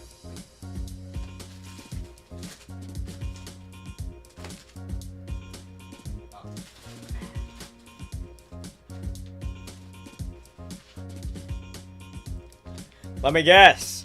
Is it 3 Cheers for Sweet Revenge by My Chemical Romance? Because it surely looks like something you'd be buying.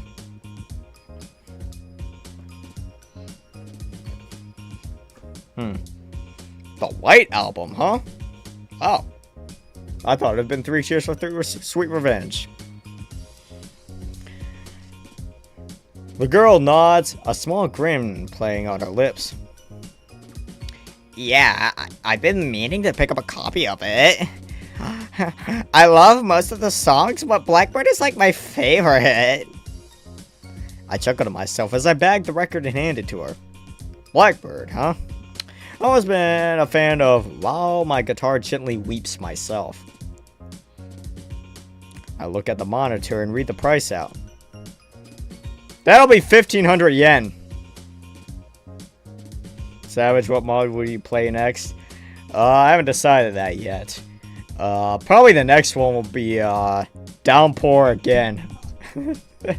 I want to do another Downpour drinking stream.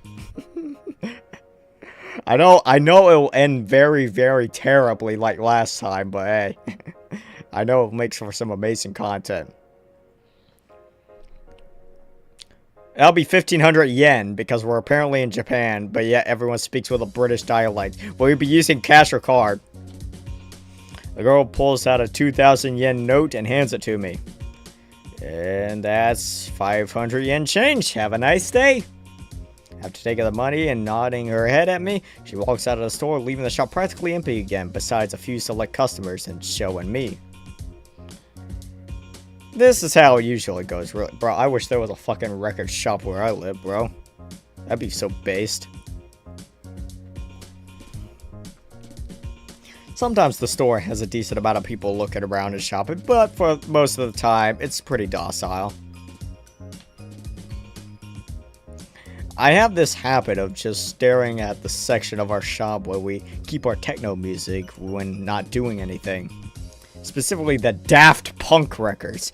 Because, guys, don't you know, I'm like a really big fan of Daft Punk. Bassbon, the author of Doki Doki Within, and with Doki Doki Within Encore 2 Electric Boogaloo, really loves Daft Punk. Do you know that I love Daft Punk? I literally made every single song in Within a cover of Daft Punk.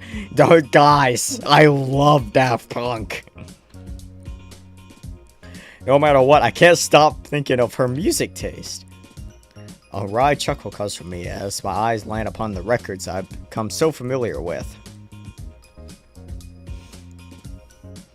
I think I'll give it a spin tonight. Huh?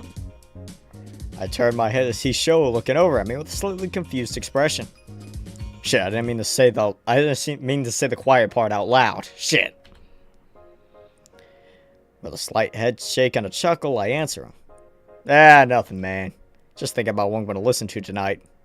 His eyes glance over to where I was just looking, and a soft, sympathetic sigh comes from his lips. Thinking about her again, huh? Yeah. Both of us nod our heads and slowly in sync. Always, man. Always. I'm the biggest simp on planet Earth. Daft Punk as in the guy Kendrick referenced in Euphoria. Yes. Daft Punk, the guy Kendrick referenced in Euphoria. Daft Punk, the guy that Kanye sampled in Stronger, don't you know? Yeah. He nods again, looking off to the side. A moment goes by without a word being exchanged between the two of us before he focuses back on me. Are you doing alright, man? After a second, I nod my head slowly, exhaling slowly out my nose. I nod my head slowly, exhaling slowly.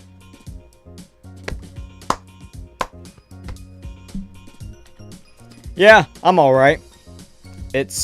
Yeah, I'm fine. Amazing fucking dialogue right there.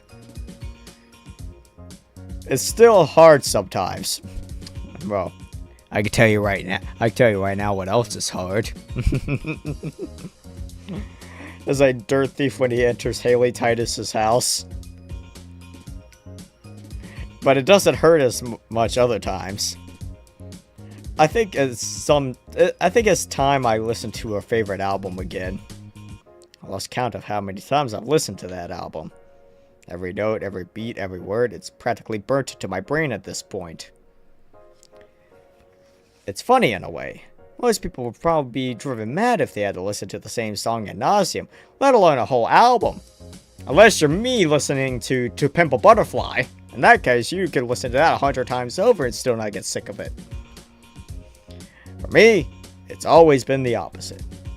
It's almost as if I've grown an even greater appreciation for it. Whether that be due to the repetition or solely how much I associate with the album with Monica, I'm not entirely sure.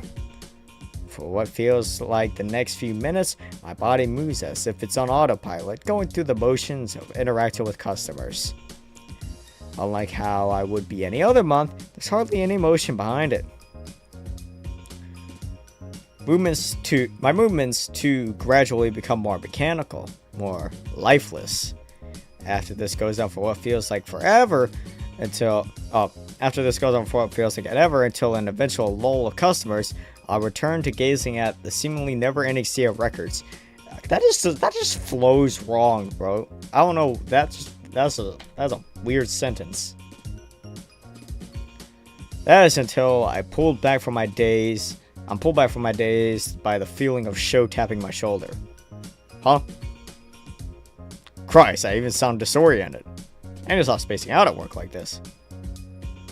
Hey, you got another customer.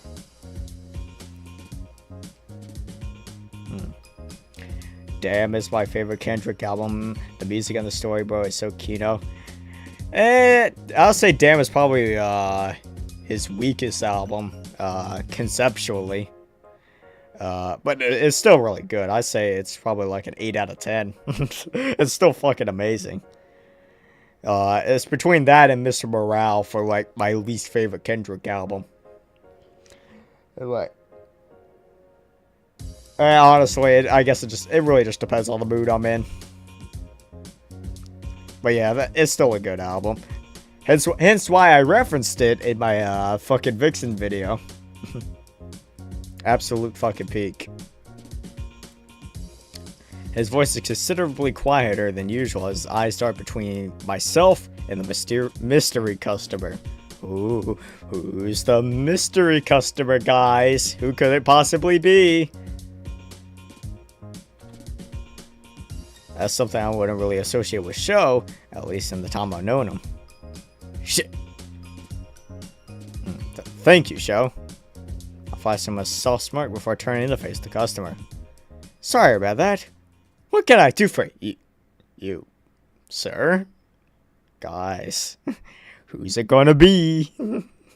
Who's the mystery customer? Ooh, ooh. Guys, it's Omni-Man! He's here! Omni-Man has returned to finish the job he started. Oh, shit. And bro, it's so over. The mod is over. Omni-Man has won. He's out for blood. But not gonna lie, To Pimp a Butterfly is starting to become my new favorite. My new favorite. I can't wait to hear the rest of his albums. They're all fucking amazing. They're all absolute peak bangers. The instant my gaze sets on the customer, my blood runs cold and my face flushes white.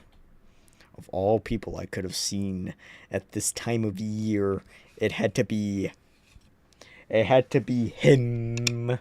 Like him.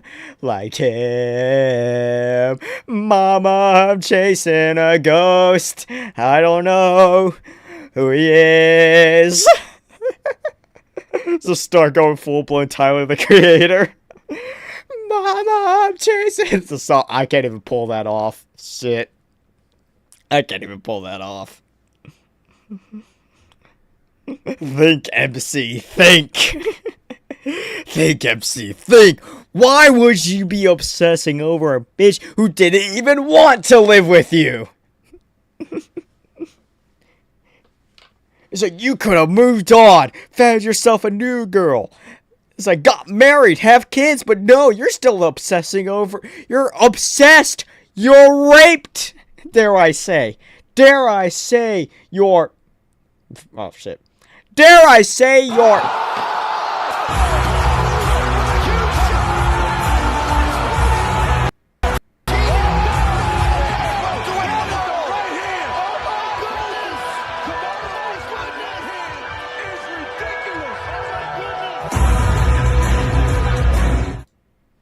That's gonna be me and you after tonight, if you catch my drift.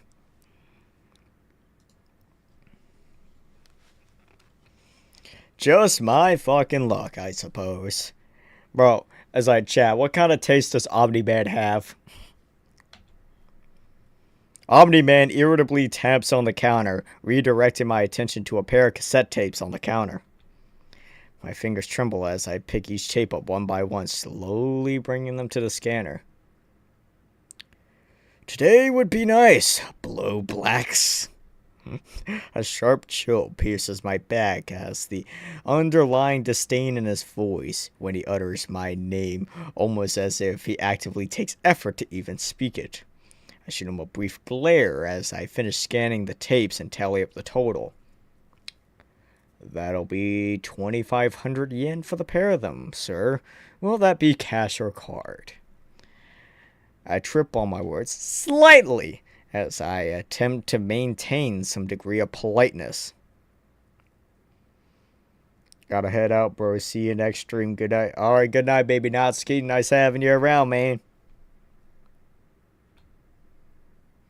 Although, if he keeps staring at me like that, that's gonna become harder to do. Daisuke wordlessly pulls out his debit card out and taps it against the card reader. As I quickly bag his order, I feel a slight tugging pain in my chest. Whether it's out of stress, anger, or a mix of both, I'm just glad I'm on my meds again. I'm glad I'm actually taking my meds this time. I don't want another retro Tulpa moment. I freeze up, just standing still as I clutch the small paper bag. Eventually, when Daisuke clears his throat... Omni-Man. When Omni-Man clears his throat, audibly, I just stay still, breathing softly as my gaze remains trained on the bag. I'm then dragged back to reality. Oh, there goes gravity, by Omni-Man forcibly yanking the bag from my grasp. As he walks off, I can very faintly make out him muttering curses under his breath. Even after he leaves, my eyes are still fixed on the counter. I then hear Sho let out an exasperated sigh. Christ, he was obnoxious, wasn't he? I mean, like, yeah, you can say that again. The amount of aura he was exuding just made me shit my pants. Same as he always been. My words trickle out of my just barely above a whisper. Sho gives me the same worried look as before. Blow Blacks, are you sure you're alright? I was like, I don't think I'm gonna be alright on this one. I nod shakily.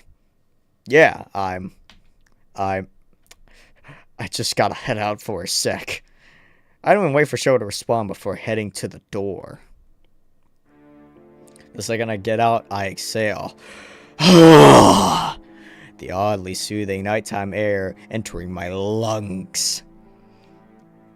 Wait, if you're exhaling, wouldn't that be air leaving your lungs? I'm just saying. It's funny, most of the time, the city itself can be quite claustrophobic. Compared to the vice-like sensation of my lungs, however, the air is effectively a natural painkiller. I glance to my right, curious if I could spot Omni-Man somewhere in the crowd. Preferably shaking that dumpy trumpy around for everyone to see. Predictably, I can't. He's gone for now, melting into a sea of bystanders. I stand for what feels like a good few minutes before someone taps me on the shoulder. I let out a short yelp as I jolt around, only to be met by with Sho's wide-eyed, visibly concerned gaze. Ah, it's just you. Who is that? Blow Blacks. I shudder slightly as my eyes dart between Sho's face and the pavement. Sure, Sho knew about me. Hell, if anything, talking about her was what brought us to becoming friends. Whether he was consciously doing or not, that boy could be one hell of an empath when he wanted to. Oh my gosh, a fucking empath, bro. Yeah. Bro, anyone who used the term empath unironically should be fucking shot at the stake, bro. Unironically, on God, on Jaw, on Diddy. When it came to her parents, though, it was a little different. Yes, he knew Harumi, mommy. By the way, where is mommy? Where's mommy at? From the times that she would visit the store, he only knew Omni-Man by his name. far as he was concerned, the belligerent man from only a few minutes ago was just some arrogant prick that just so happened to somehow know me. I take a deep breath before I can finally reply. Remember when I told you about Omni-Man? Sho nods despite seeming a little perplexed. It only takes a short moment before everything seems to click together in his head. That was him? Yeah, that was Omni-Man.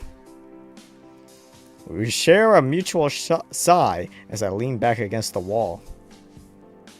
The pair of us fall silent again, both of us not exactly knowing how to continue the conversation. What do you think of the mod so far? So far I'm questioning why does this even have to be a mod? Like seriously. I don't even know how you can possibly expand the story of Doki Doki Within to any further proportions. It actually makes no fucking sense. I felt like the way that Within was wrapped up initially was perfectly fine. I feel like this is completely unnecessary. As for Sho, I think it's because he's a bit shy to haven't been that close to Omni-Man. Hey, I was thinking. My ears perk at the sound of him, thankfully changing the topic. You free Friday night? I should be. Why? A couple of my mates and I were heading into the town after work that day, mostly because we finished earlier. I was wondering if you wanted to come with me. Oh, I paused for a second. Given I've only just got back on my meds, drinking wouldn't exactly do my health any favors. At the same time, though, fuck it. I could honestly do with it. Yeah, I'll come. For the first time in a while, a smile formed across Sho's lips. After all the worrying, it's honestly a welcoming sight. Sweet. Looking forward to it, Matt. Sho turns and goes to head back to the store before stopping momentarily and turning back to face me. You coming back in, Bo Blacks? Not yet, mate. I pull out a small blue box and cheap lighter from my pocket as I speak. After opening the box, I pull one cigarette out and put it to my lips. Shouldn't be too long, though. With that, I bring the lighter up and set the end of my cig alight. I'm surprised he didn't call it the other word. Just saying. Sho nods, slinking back into the store. As I turn my gaze upon the stairs, I inhale the toxins and then breathe out. The expansive, endless sea of stars never cease to bring out the awe and wonder in me. Just as I did when I was younger, I wonder what lies beyond the twilight horizon. That thought cast my mind back 6 years ago, when I sat on a lonely bench wondering what lay beyond the confines of the city. I must have sat there for a while before looking back. Then I saw her standing there. Monacunt. The girl that changed everything for me. The one that ruined my life. I ruined my life for some Monacussy. And I loved her. I still love her. I take the cigarette from my lips and exhale, a small grin tugging at the corner of my lips. This week's shaping up to be an interesting one. The end of Doki Doki Within Encore 2 Electric Boogaloo. This mod simply exists for Within fans. Yeah, 100 fucking %. This exists for the handful of Within fans that are still out there, simping for this mod.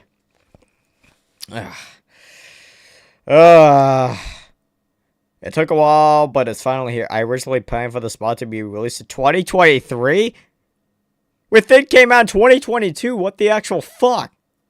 But due to several bouts of writer's block and a lot of changes in my life, I had to put it on an indefinite hiatus, cut to 2024, and I wanted to try and finish the mod for within second anniversary.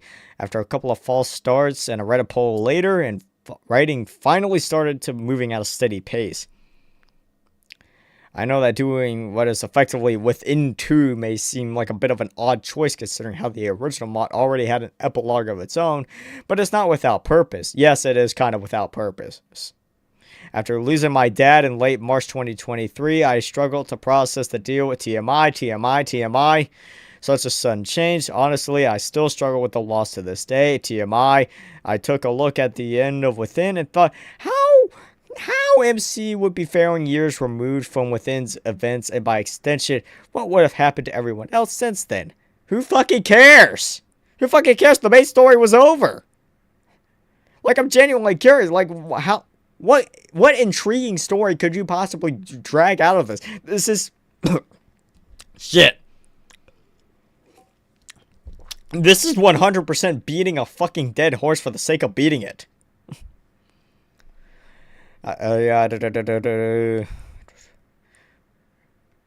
In planning, it's been interesting figuring out how the lives of the Thin Literature Club went post-Monica. No spoilers, obviously. Before I wrap this up, I want to end a special thanks to my family and my fiance Jade for helping me when things have been rough, and in general for putting up with how difficult. You know, hey, shout out to you, man. Shout out to you, bro. And for putting up with how difficult it can be sometimes. Also, an extra special thanks to my writing partner. Yeah, dude. Without you, I wouldn't know if we would even be in the state. Oh, yeah. Yeah, you get it. Within Encore, get it. Haha. In the state that I said now. You've honestly been a massive help with this. See you in 2025 for the full release of Within Encore. It's gonna fucking suck. I'm already calling it. I'm shorting the stock right now. This demo was nothing fucking special. Without, like, 100%. It's nothing fucking worth it. Anyways, comrades, that was Within Encore. Hold up. Let me switch back over here. Let me get the put the webcam back up. There, I'm gonna close that. How are y'all thinking about that mod? The WL or N. N means neutral, and N means you don't care. For me, that is 100% an N, close to an L. I really don't fucking care. There's nothing special about it. It's not like full blown to the point of like absolute fucking sucking, but I'm like also not like, yeah, I'm not really hyped for it either. But anyways, comrades. You forgot that this mod was also part... Hold up. This mod was also part of the Modding Expo. That's right. That's fucking right. So that means, comrades. Oops. There we go. That we have one more fucking mod to rate. I'm going to put the poll up right now. Hold up. For all the people watching on YouTube. I'm putting it up right now.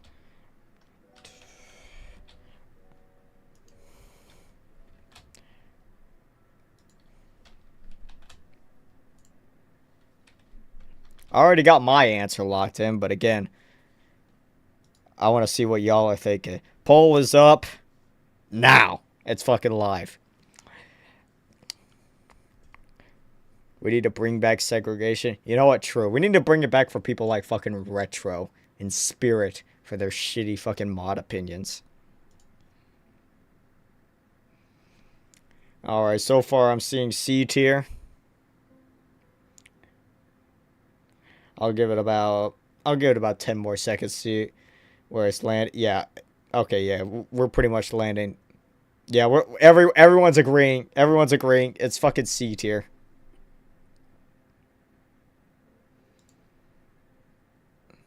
Yeah, that's it. Alright, guys.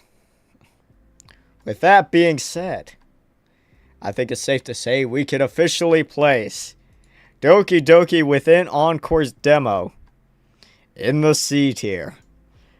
And oh yeah, by the way, I put Deceptive Shards in its own tier.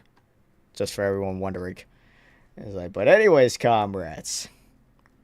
With all that being said, I think this is the perfect place to end off tonight's stream. I want to thank each and every single one of y'all for tuning in tonight, whether it be from YouTube or Twitch. I saw a couple of you from. I don't know if anyone was even watching on fucking Kick. I don't even promote that shit. But hey, if you were, I appreciate you too as well, bro. But anyways, with all that being said, as always, until next time, so long, comrades. And let's see. You know what? Let's see what that fucking Plexi guy. Let's see another track he has. Wait, didn't he have like an exit? He had an exit music Redux one. I was like, all right, that's it. we're ending off the stream with the exit music Redux song just for the fucking laws. Have a good night, everybody. Hi. After the Chick-fil-A ad.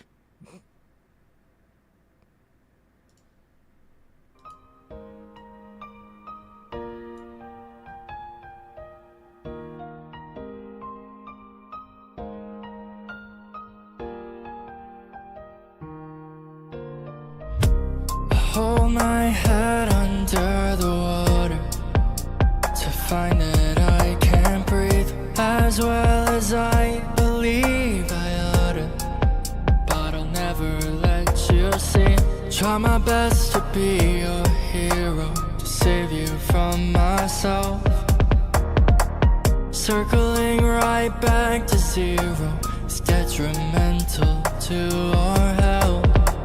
It's okay, I will stand by you until the end of the line. We'll cross the divide and we'll be fine.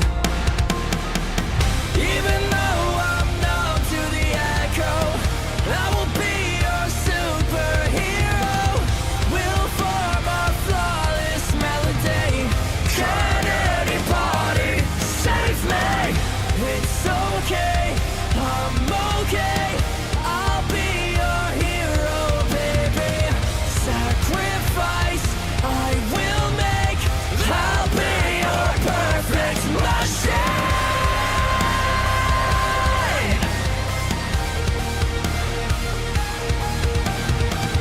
I am the Can anybody save me? Oh, I refuse to let you go, but you were too far gone. I can't always be there to save you. If my arms don't feel like home, I'm pulled back deep beneath the water. But the storm will never hold, given all this time in fear of father. But I can't let it show.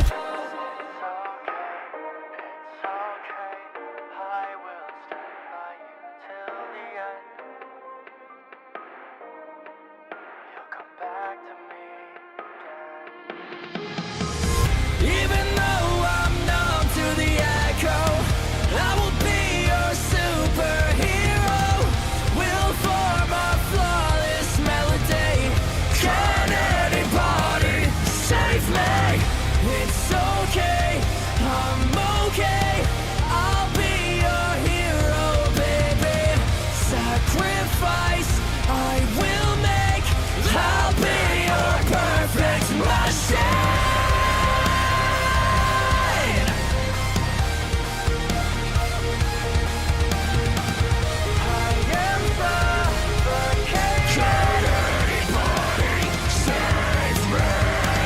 But how could I know everything would fall apart? A knife to the back, aim skewed straight through your heart. And all this time I thought that I could set you free, but the monster wasn't father. No, the demons came